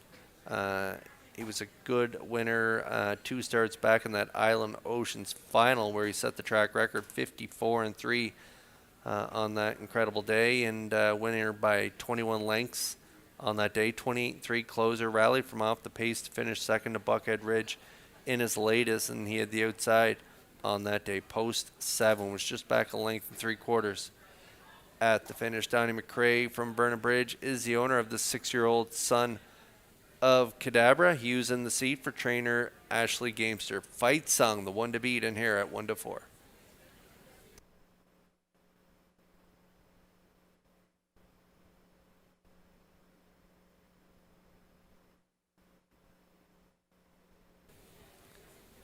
There's the 3, Whole Nother, looking good out there on the track for Colin Shepard, trained by Morgan Shepard. Colin is the owner from Brackley.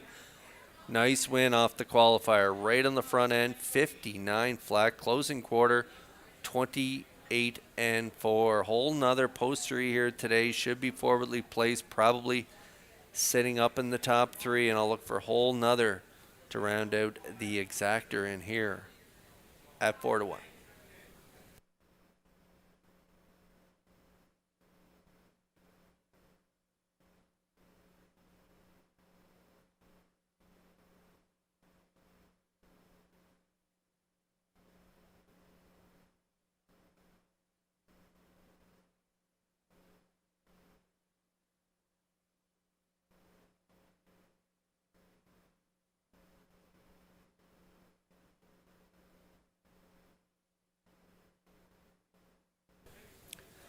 Down to a minute to go here before race 6. Hall of a ride on the rail. Good gate speed. Probably sitting up in the top 2 in here. Had a good 2-hole ride the last 3 weeks. Finished second last time out, 58-4. Fifth the week before, 201-3, and then fourth 3 starts back there in 59-3. Darash in the seat for the last 2 trips, and coming in off that second to Rocket Blast last time out at the 1301 level.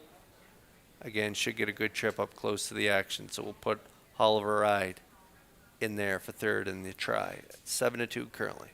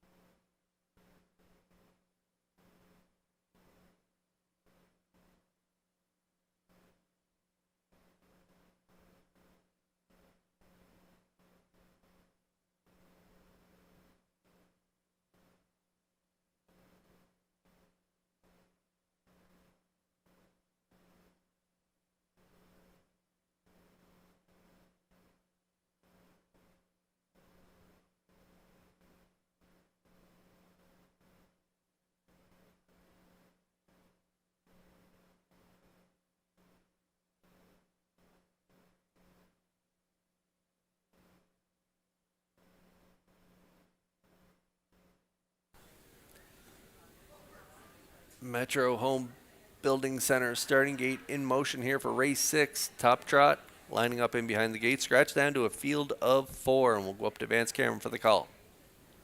Hall of a Ride, Ripton, ready, whole nother. Fight Song. Top of the stretch.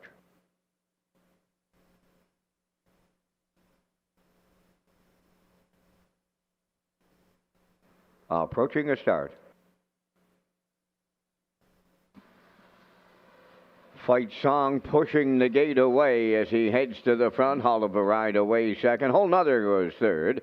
Then the trailer, that will be ripped and ready as they trot round the first turn. Fight Song, the leader for the Blue Knight Ewes. Quickly by 2 on Hall of a Ride second. Then in third, it's Whole Nother. Ripped and Ready trails the field fourth. Along the backstretch and approaching the opening quarter mile, that is Fight Song, the leader. Racing from second, Hall of a Ride. Now in third is Whole Nother, and the fourth one is Ripped and Ready. They're on by the first quarter mile. Fight Song, the leader there in 29 and 4. He leads by 2. Hall of a Ride goes second. Whole Nother continues third, followed then by Ripped and Ready. Fourth, positions unchanged. They approach the half mile, and it's Fight Song, the leader. Racing from second, that is Hall of a Ride. Continuing third is Whole Nother. Ripped and Ready fourth. They were halfway home with Fight Song, the leader, in 1 minute and a 1/5. He's open now by 3. Second is Hall of a Ride, racing from third. Whole Nother and the trailer fourth. Ripped and Ready. Up the backstretch they go to 3/4. Fight Song, the leader. And that lead back to 2 on a Hall of a Ride second. Whole Nother trotting out from third. Ripped and Ready. Now gap down in fourth. They go by 3/4. Fight Song got the field there in 1:31 flat. Second at the rail, Hall of a Ride. On the outside, Whole Nother third. Ripped and Ready fourth. You're watching the fastest trotting horse in the history of Atlantic Canada. When he won here in Charlottetown in a 1:54 and 3, he'll jog tonight. Fight Song and the Blue Knight Ewes go all the way. Whole Nother rallied in second. Hall of a Ride finishes third. But it's the Fight Song show tonight in 2:01 and 2.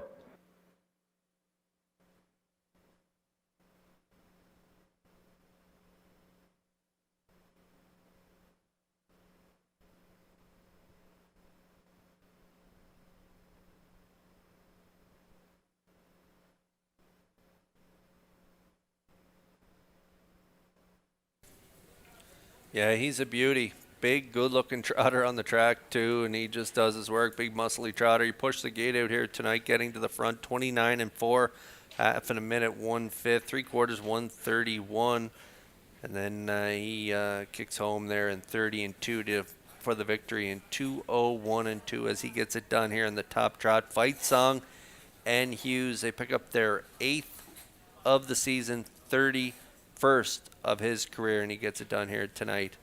And we'll see him back in the Crown Rust Protection winner circle in just a moment.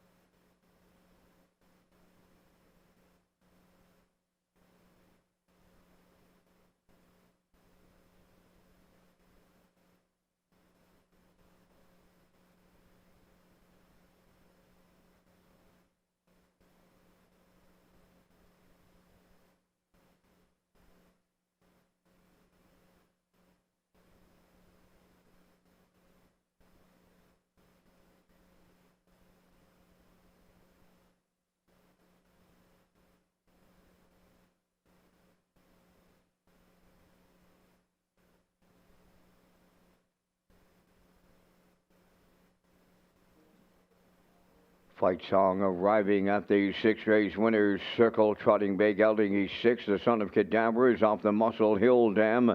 Fortunes of Fable, owned by Donald McCrae of Vernon Bridge. Bred by Bluestone Farms and Frederica Caldwell. Trained by Ashley Gamester. And the Blue Knight, Jason Hughes, put him on top at every call tonight. A winner in 201 and 2. Fight Song in the 6th.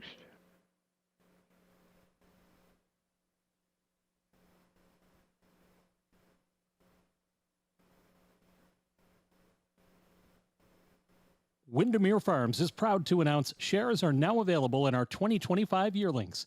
From our Rising Star Stallion, Somewhere Fancy, to the Champion Sire, Malicious. This is your chance to get in on the action with some of the most exciting bloodlines in the Maritimes. Come on out to Windermere Farms and meet the future champions of the 2026 season.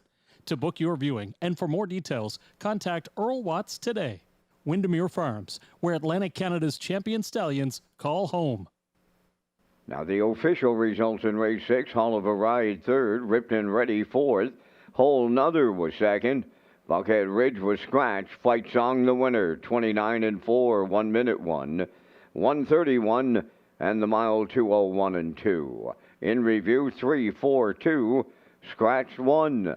Fight Song paid 210, the Exactor 480, Triactor 560, and the Superfecta 60 cents.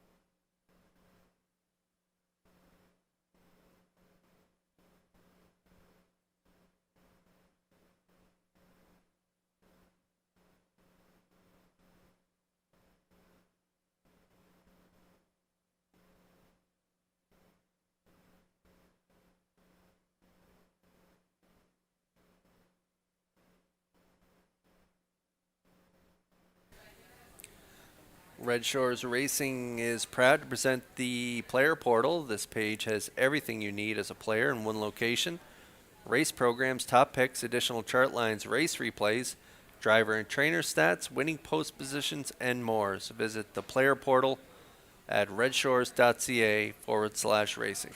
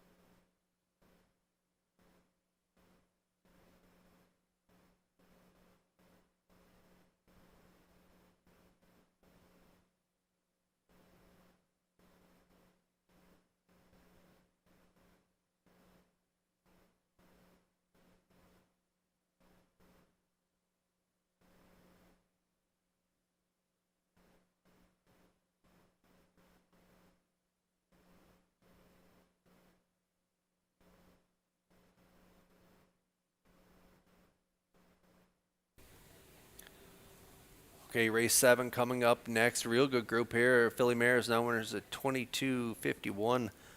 Last 4. We got a driver change in here on the 5. Promise Me Later. Barrio will drive. David Dallinghoffish drives here tonight, so the 5.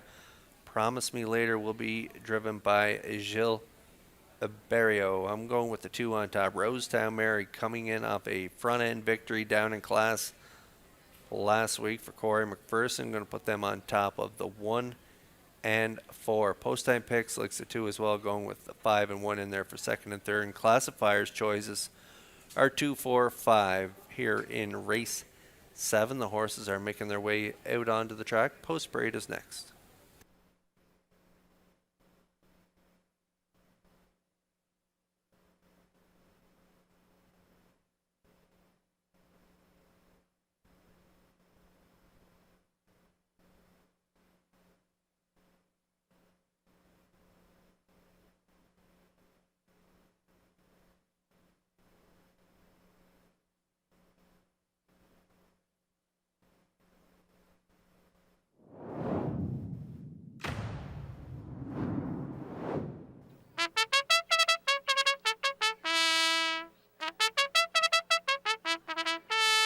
Magical Mistress on the 7th race post parade. The owners are Derek Cameron, Mike May, Herman McQuaid, and Adam Murner. Adam trains and drives.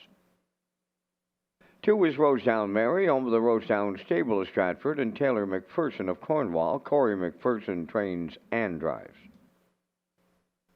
3 is Halmac Maleficent, owned by Gordy Hennessy, Laurie Hennessy, and Paul Bernard. Trained by Gordy Hennessy, Kenny Murphy drives. 4, Galway Girl, owned by Kent McDonald, Bernard McDonald, and Jacinta Campbell. Trained by Landon Campbell, Mark Campbell driving. 5 is Promise Me Later, owned by Kingsley Walsh, Frank Balcom, and the estate of Sam Walsh. Trained by David Dowling. Note the driver change to Gilles Barrio. 4 minutes wagering time on race number 7. Back down to Kurt Hughes at the HBI broadcast desk with the race day recap, presented by Metro Home Building Center. Yeah, front end was holding up earlier in the evening, Vance, and as we take a look at this race day recap presented by Metro Home Building Center in tonight's opener, the 7 Moonbound coming in off a big win in 56-3 last time out. Murphy got the catch drive here tonight aboard Moonbound and put her right on the front from post 7, half in a minute, 2/5, 3/4, 131. And she gets the job done in 2:02 for her 3rd victory of the season. Moonbound in the first for Murphy. Baker's Dozen rebounded, racing good here for Campbell to grab the deuce, and Apple Pie Moonshine rounded out the top 3. 7-2-4. Try paid 36.10. Then over in race 2, it was the 3 Lorne Valley Barb and Heffernan on the class drop here tonight from post 3 on the front end, 28-2, half 59-1, 3/4, 131-2, and she gets the job done in 2:03-1 over Heather's Pet and Murner. J.J. Kinley rounded out the top 3, 3-4-2. It was a good one at 188. And then over in race 3, we're on the trot again. Another front end winner. This time Kenny Murphy aboard Camco Laredo. Half in 103. 3/4, 133-3. Time of the mile 2:04-3 as the 4 Camco Laredo holds off Magine Salsa, the post time favorite in that race with Corey McPherson aboard. Fire the Rocket rounded out the top 3, 4, 5, 1 try, 34.50. And then in race 4, another front-end winner, this time Silly Amos from the rail on the drop and pop. She gets it done down at the 7:01 level.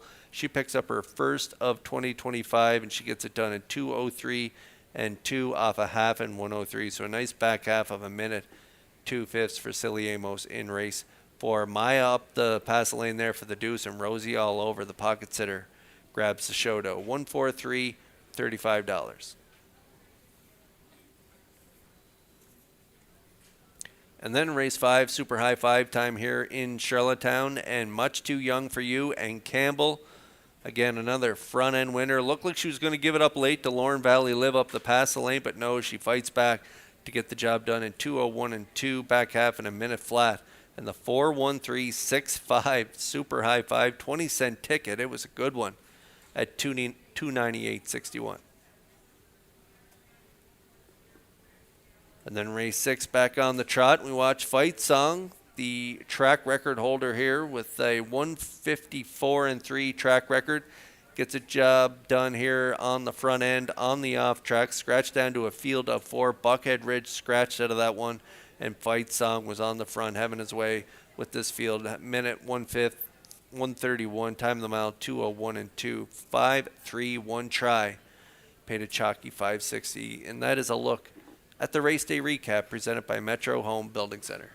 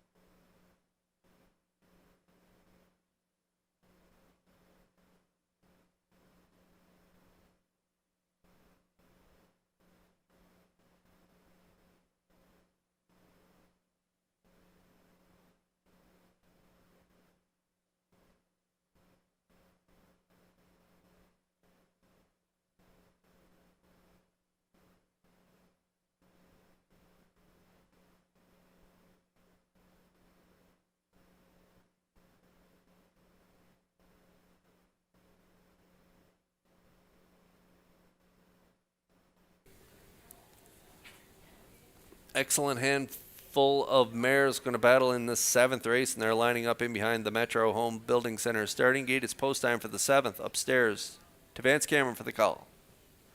Magical Mistress, Rosetown Mary, Howmack Maleficent, Galway Girl, and Promise Me Later are the starters here in the 7th, now at the top of the stretch.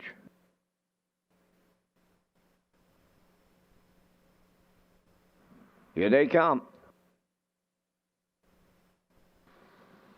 And there they go. Up and pacing, Rosetown Mary leaves out towards the rail. Magical Mistress between horses. Galway Girl way out there as they make the turn. That's Promise Me Later. Then towards the rail, Howmack Maleficent. At the 8th pole, Rosetown Mary and McPherson out in front. On their backs in the 2-hole, Magical Mistress driving on the outside 3rd. Promise Me Later moving up now to challenge and take over the lead as they arrive at the quarter pole. Promise Me Later and Barry O'Clear. Rosetown Mary now 2nd, Magical Mistress 3rd, Galway Girl are racing 4th. Then the trailer, that's Howmack Maleficent. 29 seconds flat was the opening quarter. Now on the lead, that is Promise Me Later. Racing from 2nd is Rosetown Mary, mid-pack 3rd for Magical Mistress. Racing 4th on the cones is Galway Girl, and the trailer is Howmack Maleficent. At the midway point here in the 7th, that's Promise Me Later. She got halfway home with the lead, and she arrived at the midway point in 1 minute and 2, down to 3/8 to go. And that's Promise Me Later, the leader on Rosetown Mary. Galway Girl is on the move on the outside 3rd.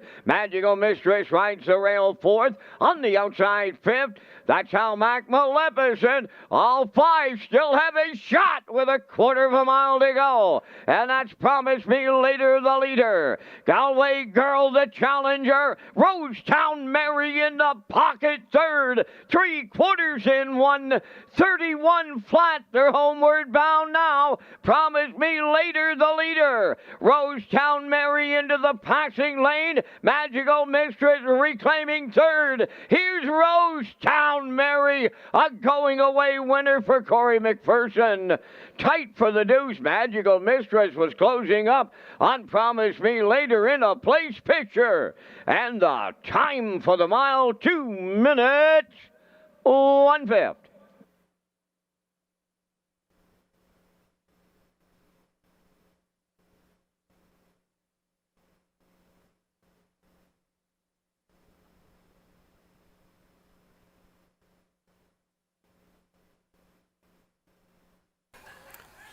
Promise Me Later and Barrio. Promise Me Later wired the field for Dowling last time out, 55-1. So Barrio put her back on the front here tonight. Quarter 29, half in a minute, 2/5, 3/4, 1:31. That's a middle half and 2. No excuse for her on the front, but that's Rosetown Mary's type of trip. She's super off a helmet. She got a perfect 2-hole ride with McPherson in the seat. A nice mare out of his stable, and she gets it done up the pass lane in 2 minutes. 1/5. Closing quarter of the race was 29-1. Hers was a little better than that as she gets her 7th of the season, 25th career victory for Rosetown Mary here in race 7. We'll see her back in the Crown Rust Protection Winner's Circle next.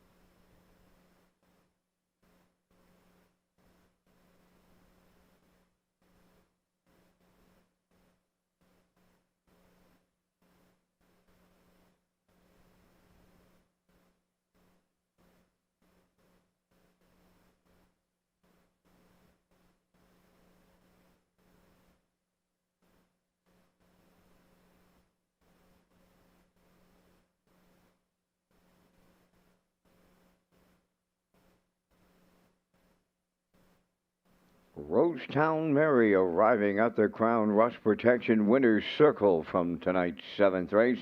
Mary's a big pacing mare 5 by Pang Shui from the Modern Art Dam Brody's Leona. Home of the Rosetown Stable of Stratford and Taylor McPherson of Cornwall. Bred by Karen Emily Taylor and Lisa Richards. Trained and driven to victory by Corey McPherson. The mare now has her 25th lifetime victory. The mile tonight, 2 minutes, 1/5. Rosetown Mary in the 7th.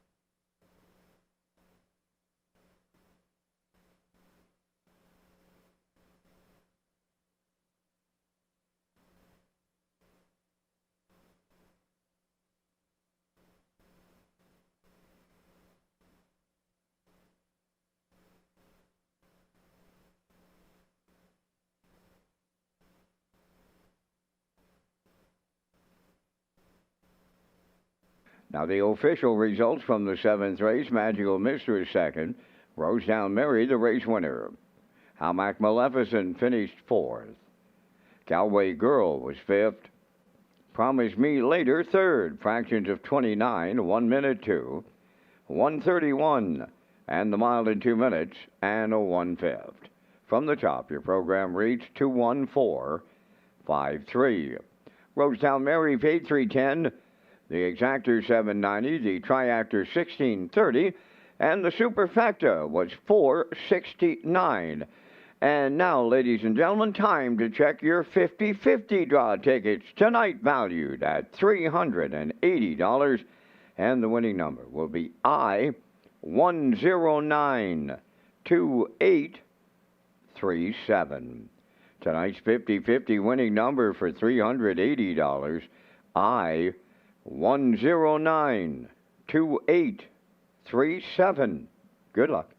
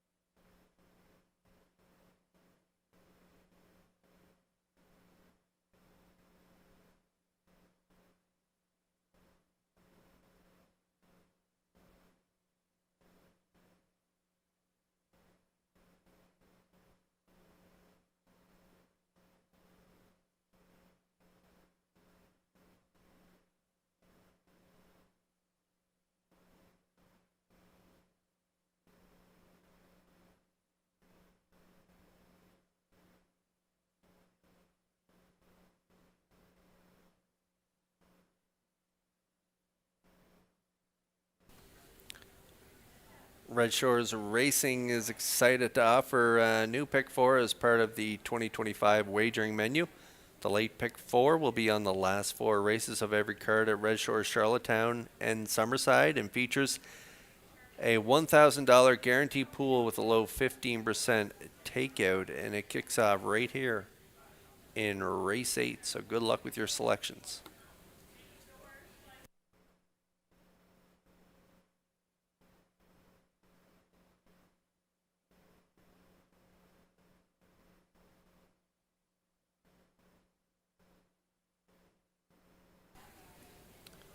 Just one change here in race 8. David Dowling off his drives here tonight. So the 3 Elm Grove Mistress will be driven by Miles Heffernan. So Miles Heffernan on the 3 Elm Grove Mistress here in race 8.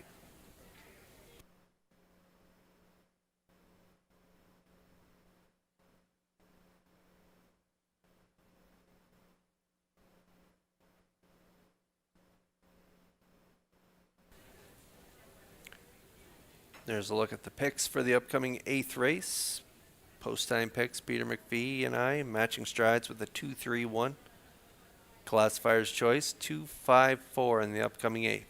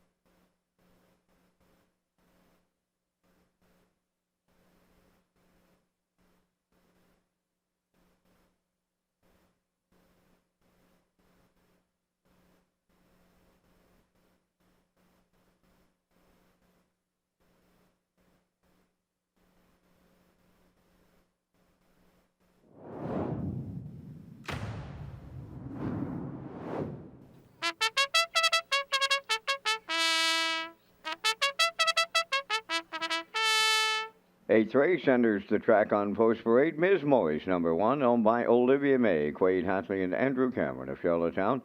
Trained by Adam Murner. Corey McPherson, catch drives. 2 is Tobin's Brownie, owned by Brittany Watts and Sandra Weeks of Springvale. Adam Murner trains and drives. Elm Grove Mistress 3 is owned and trained by Jennifer Doyle of Vernon Bridge. Note the driver change to Miles Heffernan Sr. Lady Divine 4, owned and trained by Jennifer Doyle of Vernon Bridge. Kenny Murphy drives.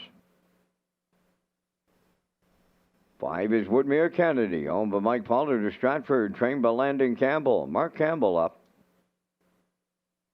Redland Miss Pretty 6, owned by Brian McGregor, Rebecca Blaisdell, and Howard Anderson, trained by Kyle Williams. Paul Langell drives. 4 minutes to post time. Red Shores is proud to partner with RCS Construction. For nearly 3 decades, RCS Construction has been delivering high-quality projects in commercial, retail, hospitality, and industrial sectors.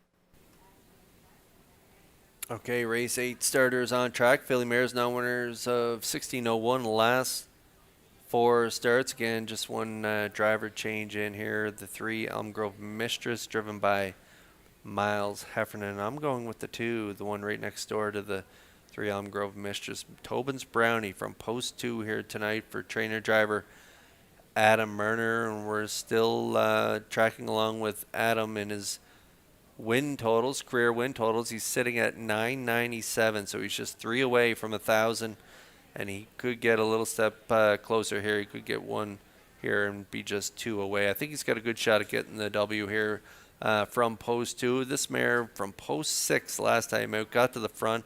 It was a good second to Rosetown Marion, 56-1, 27-4. Closer. She's racing the top mares all summer long. Here at the 1601 level tonight from post 2, I think she'll definitely be the one to beat. Currently getting the attention on the board right now at 3-5.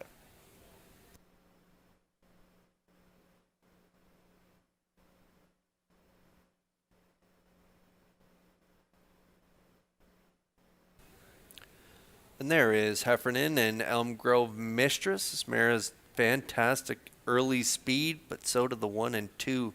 So we'll see what Heffernan decides to do off the wings, but this mare's been good. Jen Doyle has her good again this year. 58 lifetime wins, 16 last year, 6 so far this year. Good third and 56-3. 2 starts back, and nice mile and 55 flat. Last time out for Hughes at that 26:01 last 4 level. So she's taking a dip in here as well. And if you look at her lines up and down the card, 55 and change. So she's got a good shot in here with Heffernan in the seat at 9-2.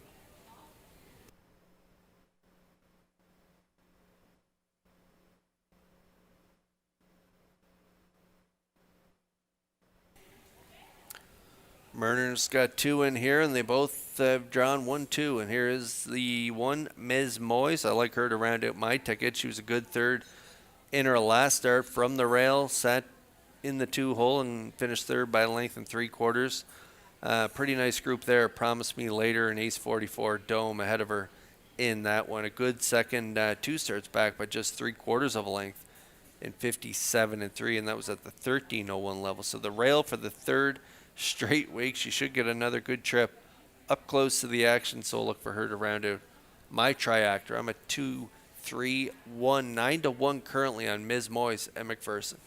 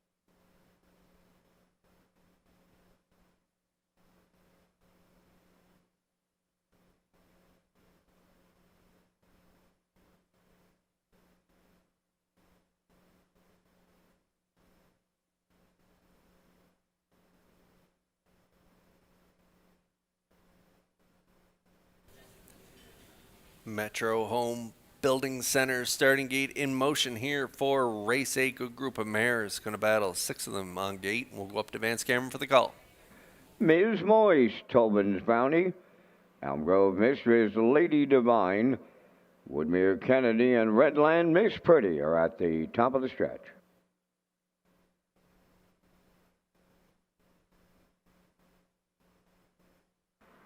Ready for start. Ralph and pacing Elm Grove Mistress, Tobin's Bounty, and Ms. Moist, third one to the turn. To get away fourth, Lady Divine.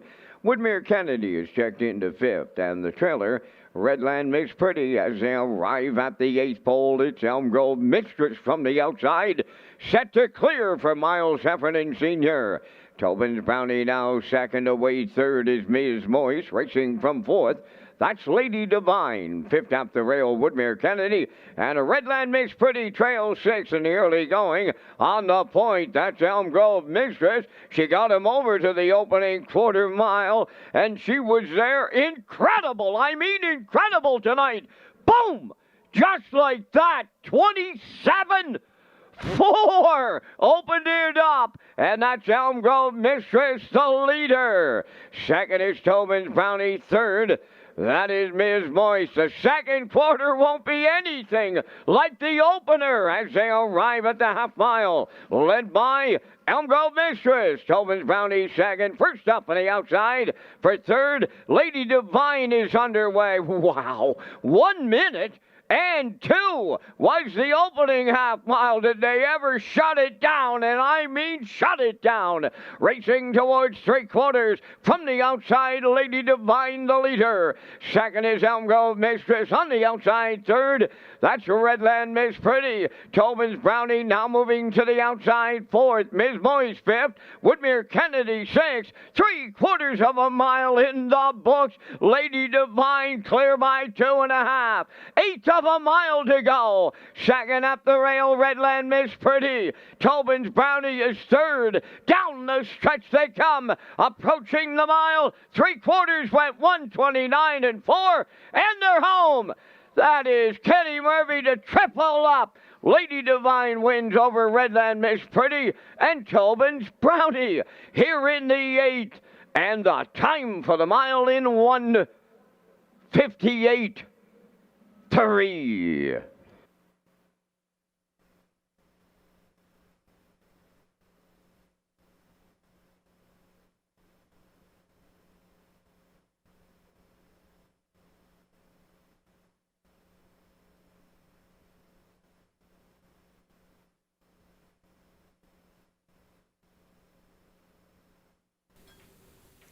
This should pay okay here in this eighth race with the 4 getting the job done. First up, brush to the front, right on her stablemate, Elm Grove Mistress and Heffernan on the front, 27-4 on this off track, rate of 3 seconds off, and she paid that price late in the mile, and she ended up letting go on the front. But her stablemate, she takes over the lead, heading to 3/4 and 1:29.4, and she's going to give Kenny Murphy his third winner of the night, and he gets it done here with Lady Divine in 1:58.3. Up there for second, Redland Miss Pretty. Race good here for Langell. And rounding out the top 3 is Murner and Tobin's Brownie. So 4-6-2 unofficially here in race 8. We'll see Lady Divine and Murphy back in the Crown Rust Protection winner circle next.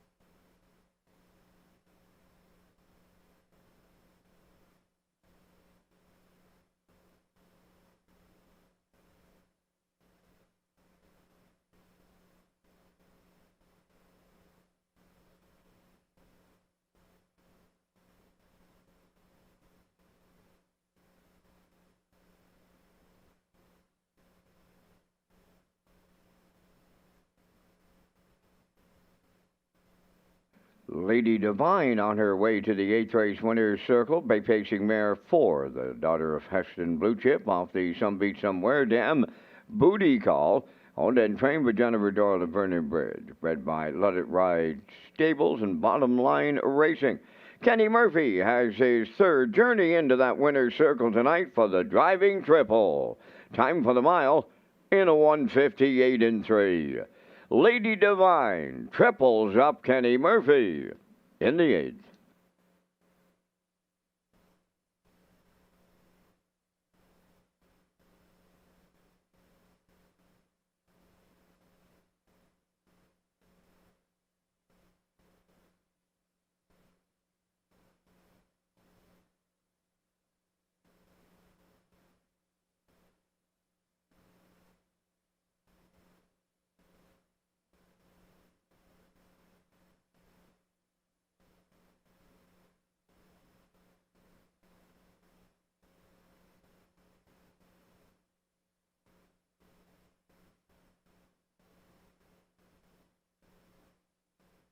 Now the official results in race 8, Ms. Moyes 4th, Tobin's Brownie 3rd, Elm Grove Mistress was 6th.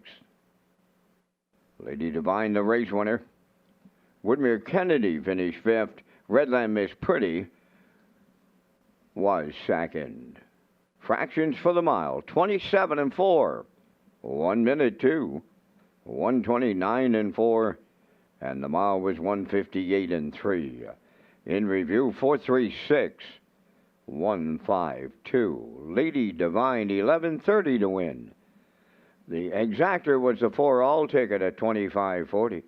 The triactor honored the ticket 4-6-all at $416, and the superfecta was $100.66.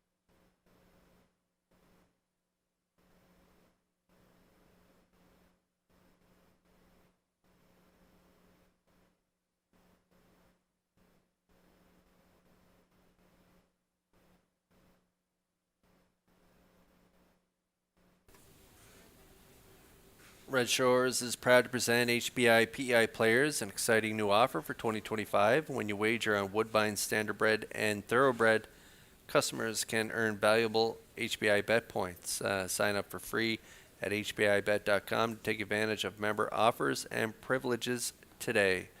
Play the horses with HBI Bet and Red Shores.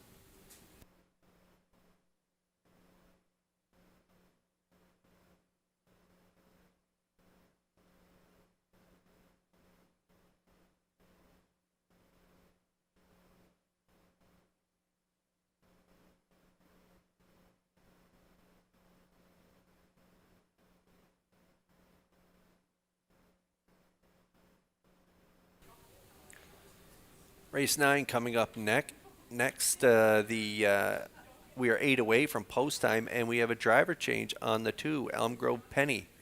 Paul Langell will drive the 2, Elm Grove Penny, here in race 9. There's a look at our selections for the upcoming 9th race. Post time picks going with a 4-3-1. I'm going with a 4-5-1 classifier's choice down on the bottom at 4-5-3 as the horses get ready to make their way out onto the track. Post parade is next.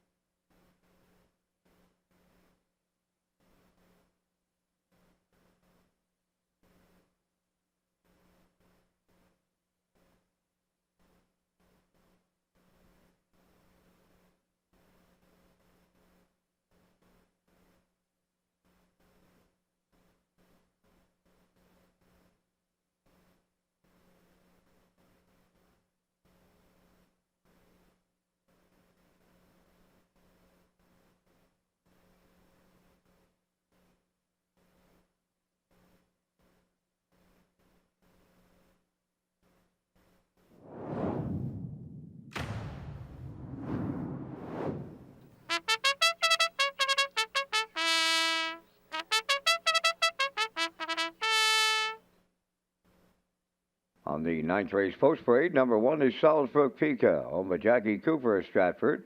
Elmer and Jeff Campbell of Airdrie, Alberta, trained by Ron Matheson. Corey McPherson drives. Elm Grove Penny, number 2, is owned and trained by Luke Burke of Donaldson. Note the driver change to Paul Langell. 3 is Outrageous Song, owned by Shirley Weeks of Fredericton, trained by Jackie Matheson. Kenny Murphy drives. 4, JM Sports Fan, owned by Angus Burt, Morris McCabe, Harold Shepard, and Eva McPherson.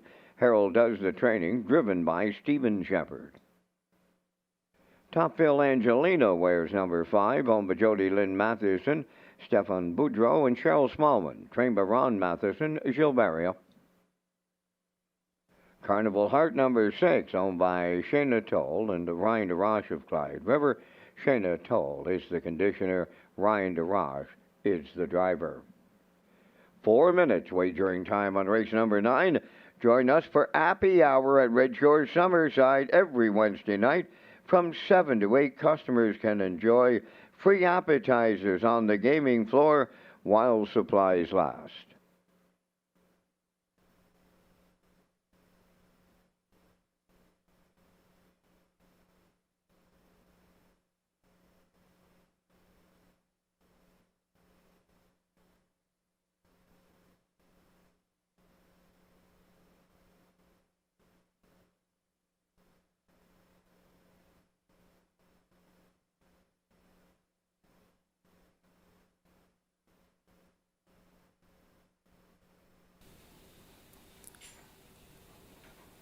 Okay, race 9 on track. Filly Mares now winners of 13:01 last 4. Langell on the 2 here. Paul Langell driving the 2. Elm Grove Penny. I'm going with the 4 JM Sports Fan and Steve Shepard, trained by Harold Shepard. Angus Burt, Morris McCabe, Harold, and Eva McPherson all share ownership on this 7-year-old mare by Sports Writer. She was a winner, a dominant winner down 3 starts back when she dropped down to that 7:01 level. 56-1, jumped up to the 1,001 last 4, 2 back, and was beat a quarter length at the finish in 58-2 by Outrageous Song. Jumped up again last week to the 13:01 level and came first up there on the outside. Rosetown Mary was a winner on that day. She was a 4th by 7 1/4 at the finish, 57-2. Still a good closer in 28-4. Dodges that company here tonight. And in this class of 6, she looks like the one to beat. She'll probably have to rough it first over again, maybe second over. We'll see what kind of trip Steve can work out from post 4, but she definitely looks like the one to beat as you take a look over the program and who she's been racing in her last 6 starts. And off that win 3 back, you have to think she will be tough to beat. Currently getting the attention on the board at 3-5.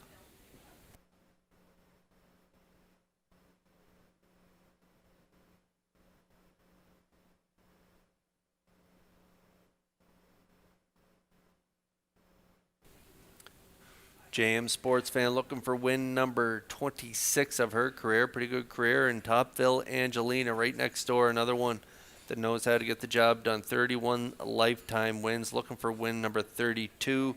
Came close in her last 2 on the front end. 2 back in 58-2.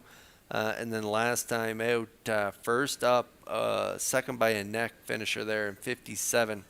Starship Beauty was the winner on that day. That was at the 1,001 level in her last 2. She jumps up 1 level here to the 13:01s. Post 5, good gate speed and versatile. So Barrio's got some options off the gate, but I like her to be a part of this ticket. Currently 5-1.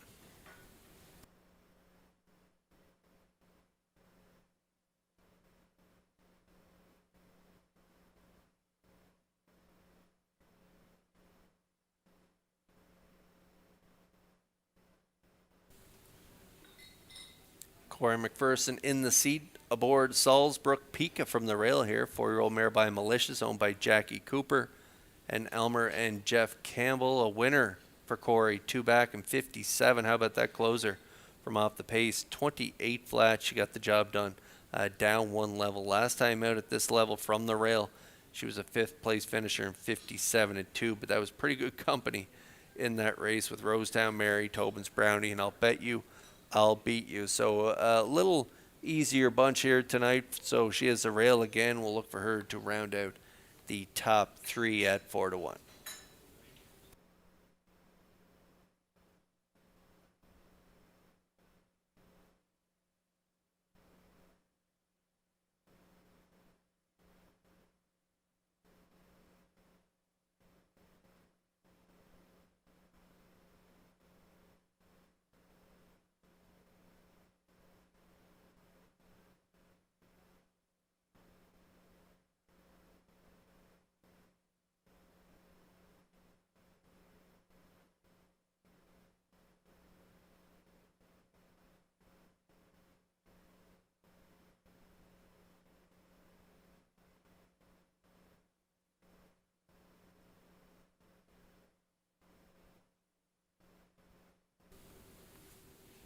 The field is on that Metro Home Building Center starting gate. It's post time for race 9. Let's go back upstairs to track announcer Vance Cameron. Ninth race lines up with Salzbrook Pika, Elm Grove Penny, Outrageous Song, JM Sports Fan, Topville Angelina, and Carnival Heart. They're at the top of the stretch.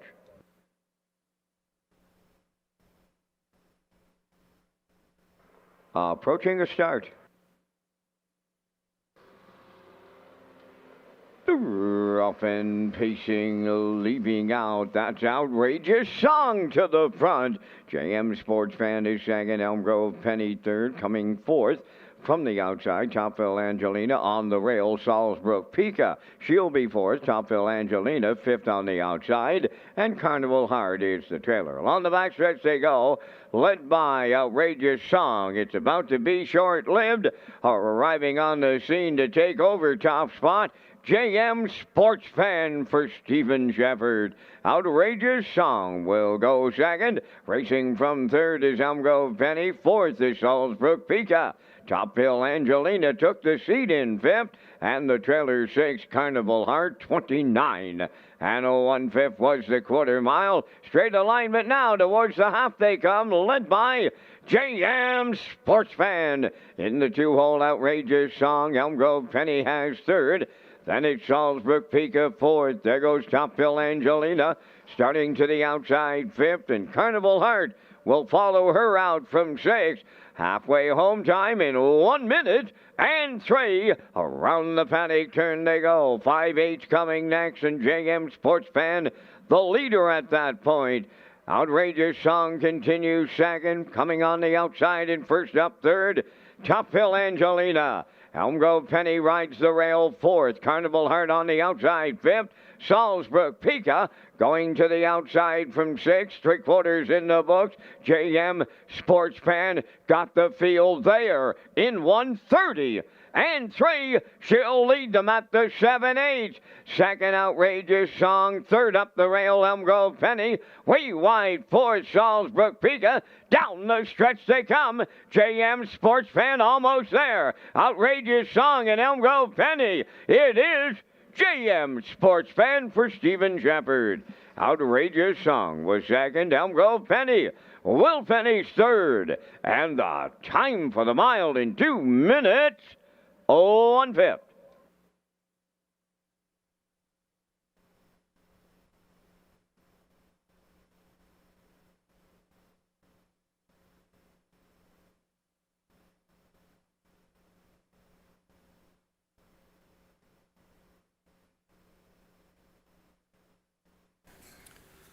A perfectly rated mile by Steve on the front end here with JM Sports Fan, and he got there 29-1. Outrageous Song and Murphy elected to take that 2-hole ride. Half in a minute, 3/5, 3/4, 1:30 and 3. Outrageous Song dips to the pass the lane, but JM Sports Fan up for the battle here tonight as she gets it done again on the front end, gets her second win from her last 4 starts. Tonight, though, the mile, 2 minutes, 1/5 on the off track. The 3 in there for second, Outrageous Song and Murphy, and Elm Grove Penny is going to round out the top 3. JM Sports Fan and Shepard back at the Crown Rust Protection Winner's Circle next.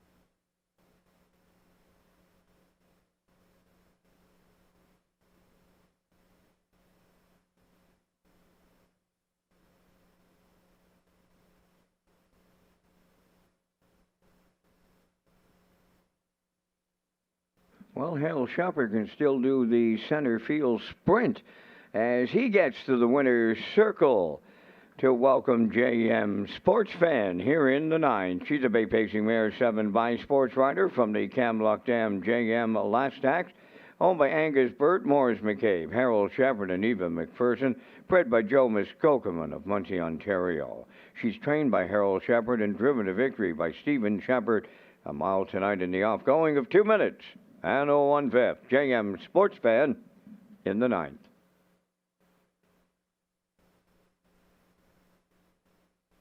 Now the official results in race 9, Salzbrook Pika 4th, Elm Grove Penny 3rd. Outrageous Song was 2nd. JM Sports Fan, the race winner. Topville Angelina 56th. Carnival Heart was 5th. 29-1, 1 minute 3. 1:30-3, and the mile was 2 minutes 1/5. In review, 4:32.165. JM Sports Fan 3:30 to win. The Exactor 1560. Triactor was 81.30, and the Superfacta 20.69.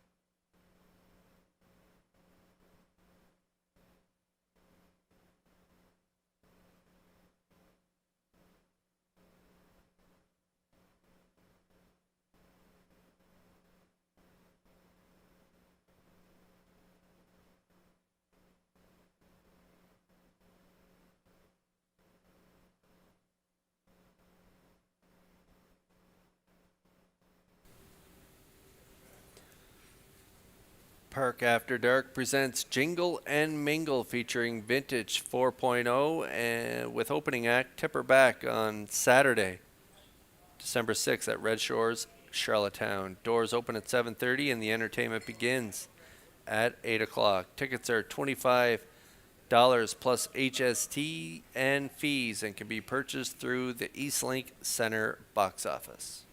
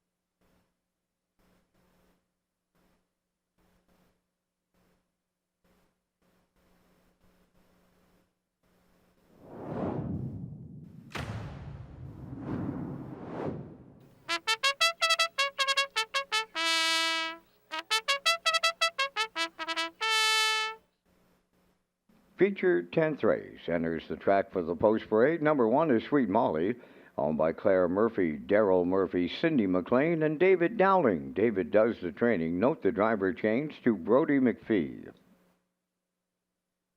Number 2, My Happy Place, owned by Patrick Moores of Charlottetown, trained by Ron Matheson, Gilberto. Shaken Blake 3 is owned and trained by Jennifer Doyle of Vernon Bridge. Kenny Murphy drives. 4 is Bad Girl Bridget, owned and trained by Bill Lanigan of Montague, Jason Hughes. 5, Get Answers, owned by Brady Doyle of Stratford, Ryan and Everett McLeod of Surrey, trained by Landon Campbell, Mark Campbell in the sulky. 4 minutes to post time. And Kurt, you and I are coming back with our selections here in the 10th as we thank Results Marketing and Advertising and their presentation of the Vance Cam. Here in the 10th, I went to the 5 Get Answers, and I might have been following your lead, Mr. Hughes, as you mentioned it earlier on in the program, and I jumped on board with her Get Answers on top. Bad Girl Bridget, she's had a sensational career at 2 and 3. She tackles the top mares here in the East Coast. I like her for the Deuce. I like 3 Shaken Blake for 3rd, and My Happy Place for the Super Players. 5, 4, 3, 2 from the booth. Kurt, your choices. Yeah, I'm just going with the aged mare over the 3-year-old filly. It's getting long in the stake season for Bad Girl Bridget. A long stake season for her, and so it's winded down, and now she's going to take on the top mares, and so real tough task for her here tonight. But I think she'll be right there at the finish. I got her in there for 2nd. On my ticket. I'm going with Get Answers on the outside. This mare had post 8 in the Atlantic Mares final, and just the trip didn't work out from post 8. 8 by 14 at the quarter, ended up 7th at the finish, but just back 2 3/4 lengths at the finish at 56 and 4. The trip before from post 6, a real good effort, rallying in there for 2nd, just be 3/4 of a length behind Sugar Bowl. Take a look at that mile, 53 and 4, and then 3 starts back in Summerside in a division of the Atlantic Mares Series. From post 5, she got away 3rd and got up for the win in 53 and 1. So she's just been really good in her last 4 starts. Even her 4th start back there, a winner in 55. So I like her to get the win for Mark Campbell. I do like Bad Girl Bridget. Just a phenomenal sophomore campaign from this 3-year-old daughter by Stonebridge Terror. 97,000 made and counting for her. 11 for 14 this year. Bill Lanigan, nice little piece by Nick Oakes there, setting up this card here tonight. Bill Lanigan, 94 years old, and still training horses at a top level. So he has a real nice filly on his hands here with Bad Girl Bridget. So I do like her for the Deuce, and I'm going to round it out with Sweet Molly on the rail, coming in off a win in 54 and 2 in her last start. Post 1 here. Brody McPhee gets the catch driving call, so we'll look for Sweet Molly to round out my top 3. 5, 4, 1 for me. You're getting 14 to 1 on Sweet Molly, 5 to 2 on my top choice, and 1 to 2 currently on the 3-year-old filly going up against the age mares here in race 10. We got another 3-year-old filly, My Happy Place and Barrio. They have post 2 in here, 2nd in her latest in 54 and 3. So we'll see how she does. Coming in off that good start last time out at 8 to 1.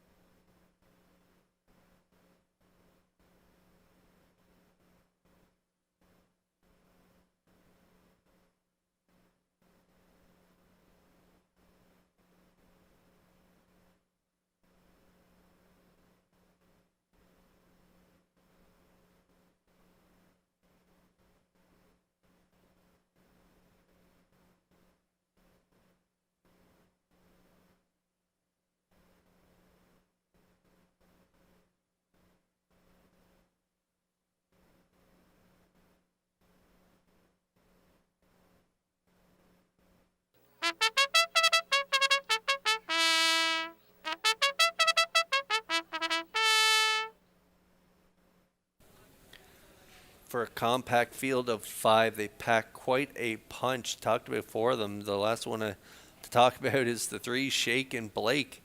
coming in off back-to-back wins, 54-4, 2 back, 54-3. Last time out, Kenny Murphy getting along great with this mare. The Jen Doyle trainee has a really good shot at hitting the ticket as well. She is the owner from Burnham Bridge. Kenny Murphy having a really good night. 3 winners on the card, and you never know what could happen in a horse race here. She's upset before. She was an upset winner 2 back at almost 12-1, and so she could do it again right now at 6-1.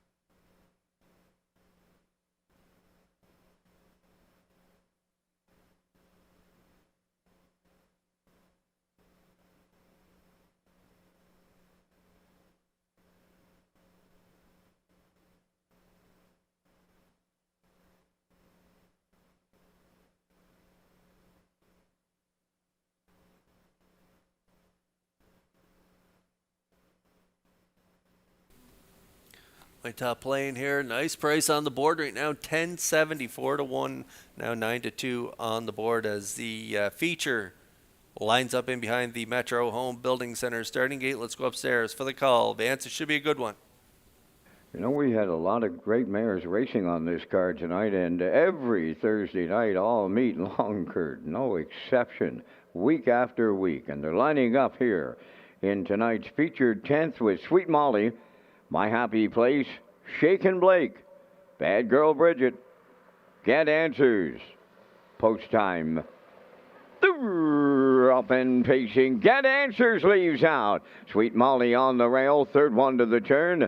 That is My Happy Place to get away fourth. Along the inside, Shakin' Blake, and then the trailer will be Bad Girl Bridget. Here's Get Answers to clear the lead for Mark Campbell. Sweet Molly goes second, then in third.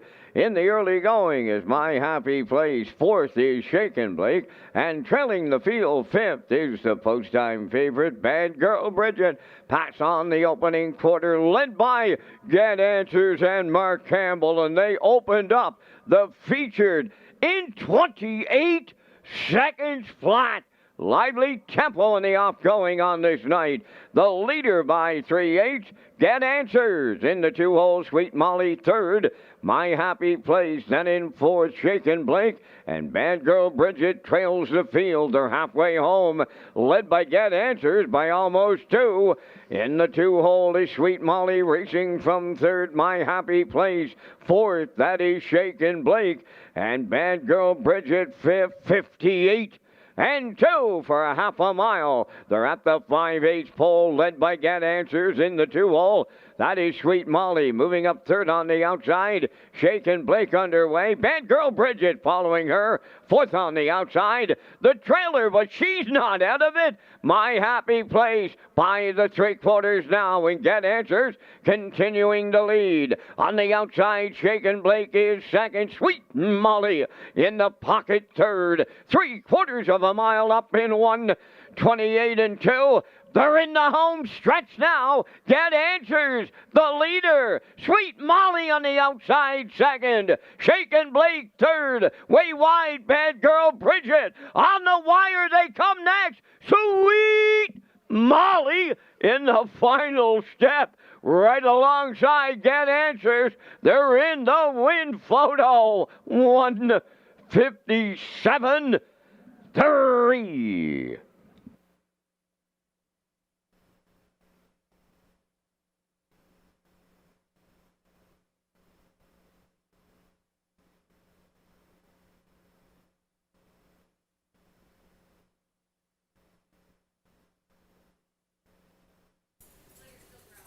I like these three mares. A little different order I had, but I thought Get Answers was home and cooled off that second quarter breather of 30 and 2, and even the third quarter there in 30 flat, three quarters 128 and 2. I thought she'd just draw away, but no, she couldn't shake Sweet Molly, the pocket sitter. Brody McPhee got the catch driving call, and he made it a good one too.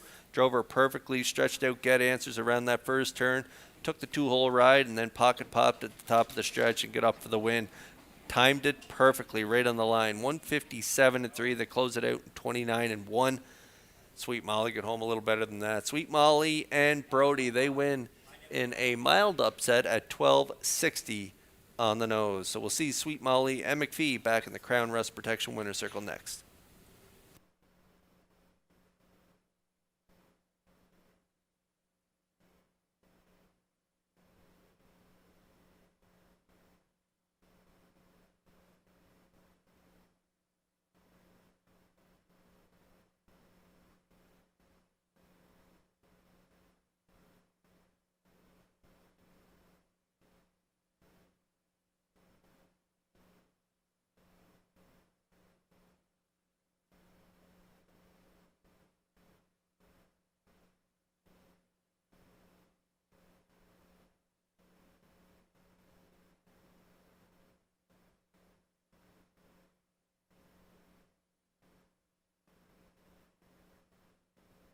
Well, just prior to coming to the driving park tonight, I spoke with co-owner Cindy McLean and asked her if Sweet Molly might be a mudder, but the track has held up really, really well on this Thursday night. And Sweet Molly has won the Thursday night feature at Charlottetown, and she arrives at the Crown Rust Protection Winner's Circle. Sweet Molly, Bay Pacing Mare 4 by Sweet Lou, off the Some Beach Somewhere Dam Cheyenne Molly, owned by Claire Murphy, Daryl Murphy, Cindy McLean, and David Dowling. Bred by Springhaven Farm and Doug Millard Holdings. Trained by David Dowling and Brody McPhee with the catch driving call to the winner's circle. Time for the mile in 157 and 3. Sweet Molly in the 10th.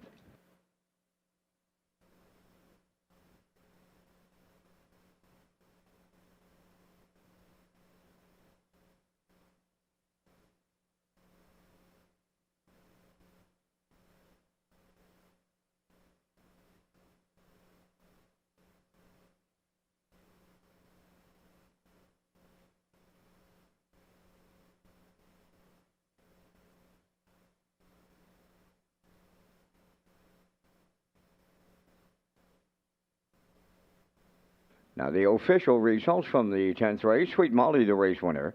My Happy Place, 5th. Shaken Blake was 4th. Bad Girl Bridget finished 3rd. Get Answers was 2nd. They went 28, 58 and 2. 128 and 2. And the mile in 157 and 3. In review, 154, 3-2. Sweet Molly paid $12.60 to win. The exactor, $132.80. The triactor, $154.50. Superfecta, $21.80.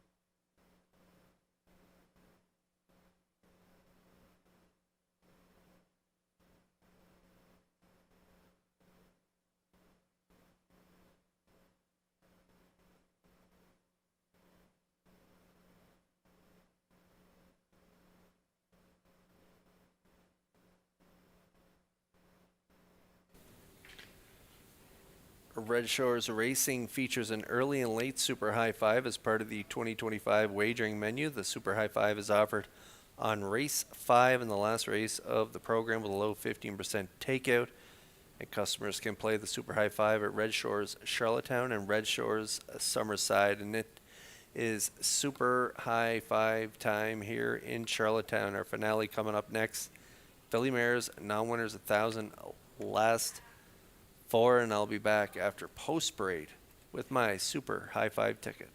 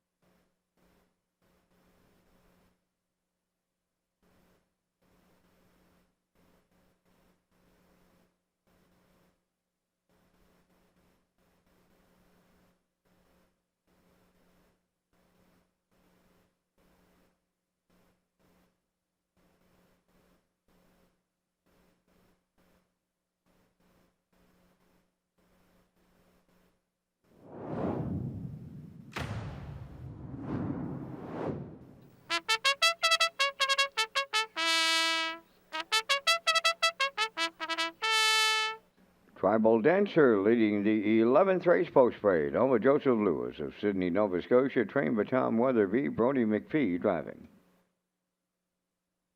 I'll Bet You I'll Beat You, number 2, owned by Heather and George Sheen of Summerside, trained by Brendan Mullen. Note the driver change to Kenny Murphy. Nanny Bernice 3, Ryan DeRoss driving for owner-trainer Janice Hubbard, Carlisle, Ontario. 4 is Stone Beach Lily, owned by Colin and Morgan Shepherd of Brackley. Morgan trains, Colin drives. 5, Miss Maddie P., owned by Lance Jones. Donnie McFadge and Sean McAdam and Todd Walsh. Todd is the trainer, driven by Adam Murner. 6 is Sigali, owned by the Sigali 6 stable of Charlottetown, trained by Philip Kelly, Corey McPherson. Tells Bells, number 7, owned by Tim Dickinson and Isaac McGuigan, trained by Mike McGuigan. Tonight, Mark Campbell drives at 4 minutes to post time. Live racing is back on Saturday here at Red Shores, Charlottetown. Post time is 12:30. Kurt and his Super High Five selections to close out the Thursday program.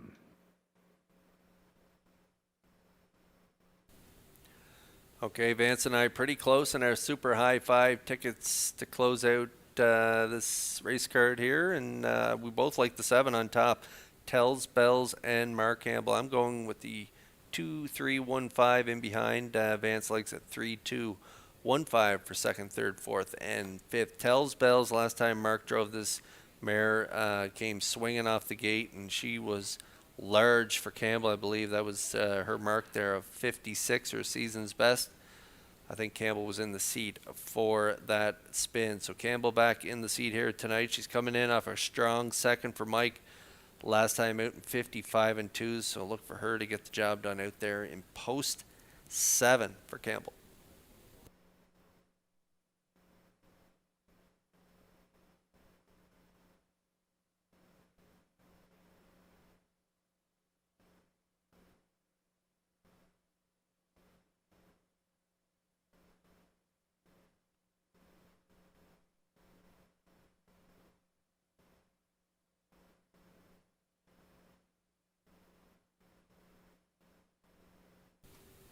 Just one change here in this finale. Kenny Murphy driving the 2. I'll bet you, I'll beat you. I like this mare for second, coming in off a third in 57, 28-2 closing quarter. She was a good second 3 back for Adam Murner as well there, 57 and 2. And so back down at this 1,001 last 4 level. She should be a major player in this race. Also like Nanny Bernice, hard not to like her off that big effort from the rail last time out, wiring the field in 55, winning by 2.5. Down at that 7:01 level. Ryan Darash in the seat again tonight for Janice Hubbard, and moves out a couple spots and up in class, so we'll put her in for third.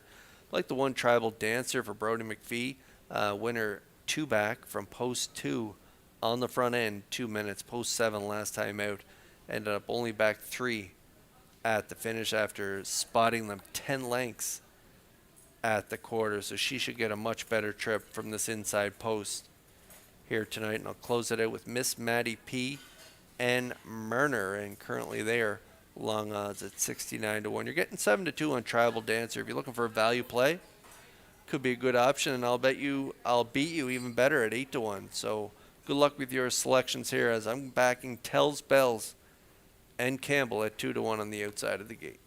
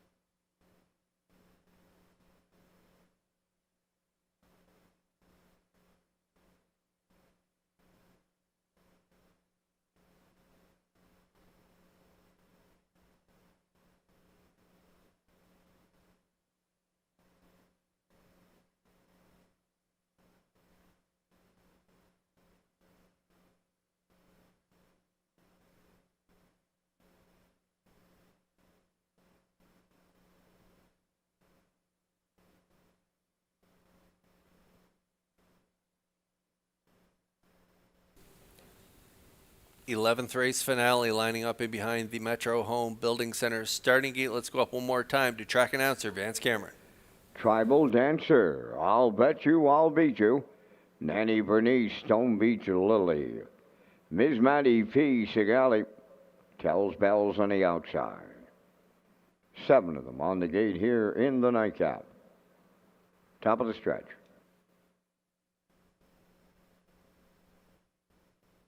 They're approaching a start in the Super High 5 finale. Off and pacing Tells Bells from the far outside. Tribal Dancer at the rail. Nanny Bernice between horses. Then along the inside, as they race round the turn, I'll Bet You, I'll Beat You. Towards the rail is Stone Beach Lily. Then racing from 6 is Miss Matty P.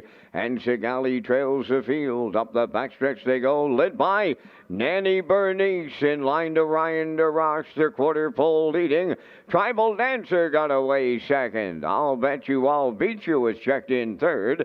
Fourth is Stone Beach Lily. Tells Bells went to plan B. She backed up for a seat fifth. Then racing from 6, Miss Matty P. And the trailer 7, Sigali. They're on by that opening quarter, and it's up in 29. And a 1 straight alignment coming towards the half mile. Now we've got some movement out of the backfield as they arrive at the midway point, led by Nanny Bernice. Second is Tribal Dancer. Tells Bells rushing up on the outside. Third. Fourth is I'll Bet You, I'll Beat You. On the outside, Miss Matty P is second over fifth. Then third over 6, Sigali. And out the rail, Stone Beach Lily is seventh. 1 minute. And 4 was the halfway home time. They're on the backstretch and going to 3/4. Nanny Bernice the leader. Tells Bells on the outside second. Tribal Dancer third. Fourth from the outside is Miss Matty P. Then in fifth on the outside, Sigali. Up the rail 6. That's I'll Bet You, I'll Beat You. And Stone Beach Lily is the trailer. The 3/4 in 1:30 and 1. That was 29 and 2 in the third split. And they're turning for home. Nanny Bernice the leader. Tells Bells now second. Tribal Dancer third. Miss Matty P fourth. On the wire next. And here is Nanny Bernice to go wire to wire for Ryan DeRoche. Second Tells Bells. I'll Bet You, I'll Beat You. Rallied in third. And the time for the mile in 1:59.4.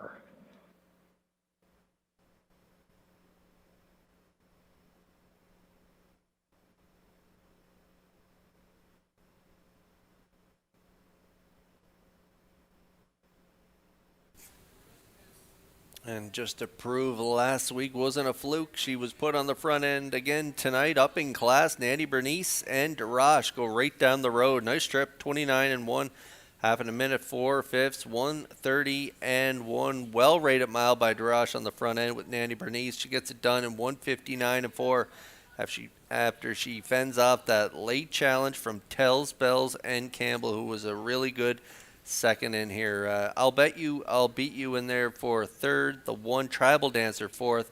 And it looks like the 6 Sigali is going to hang on for fifth. So it's 3-7-2, 1-6 in the super high five unofficially here in race 11. We'll see the 3 Nanny Bernice as she goes back to back in the Crown Rust Protection Winner's Circle next.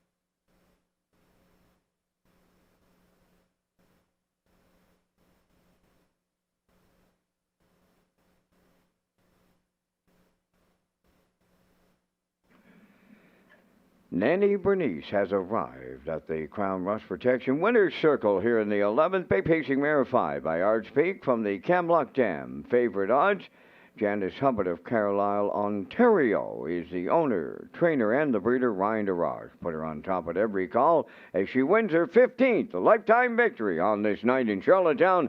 The mile in a 1:59. 59 and 4. Nanny Bernice in the Super High Five.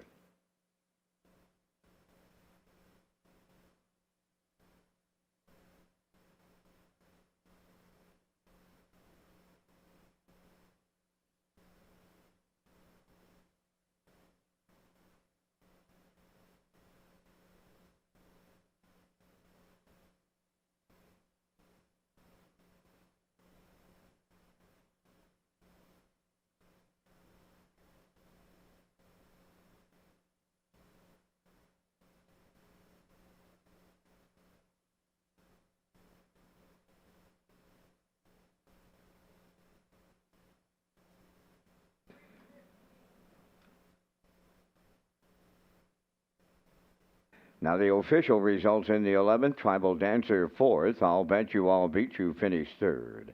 Nanny Bernice, the race winner. Stone Beach Lily was 6th. Ms. Matty P 7th. Sigali finished 5th. Tells Bells was 2nd. 29 and 1, 1 minute 4. 130 and 1, and the mile in 159 and 4. In review 431 6752.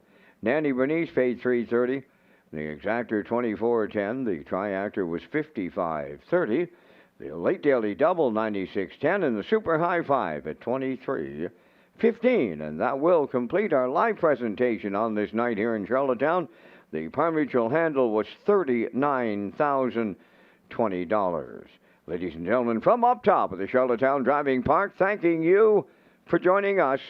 This is Vance Cameron, bidding you a safe journey home.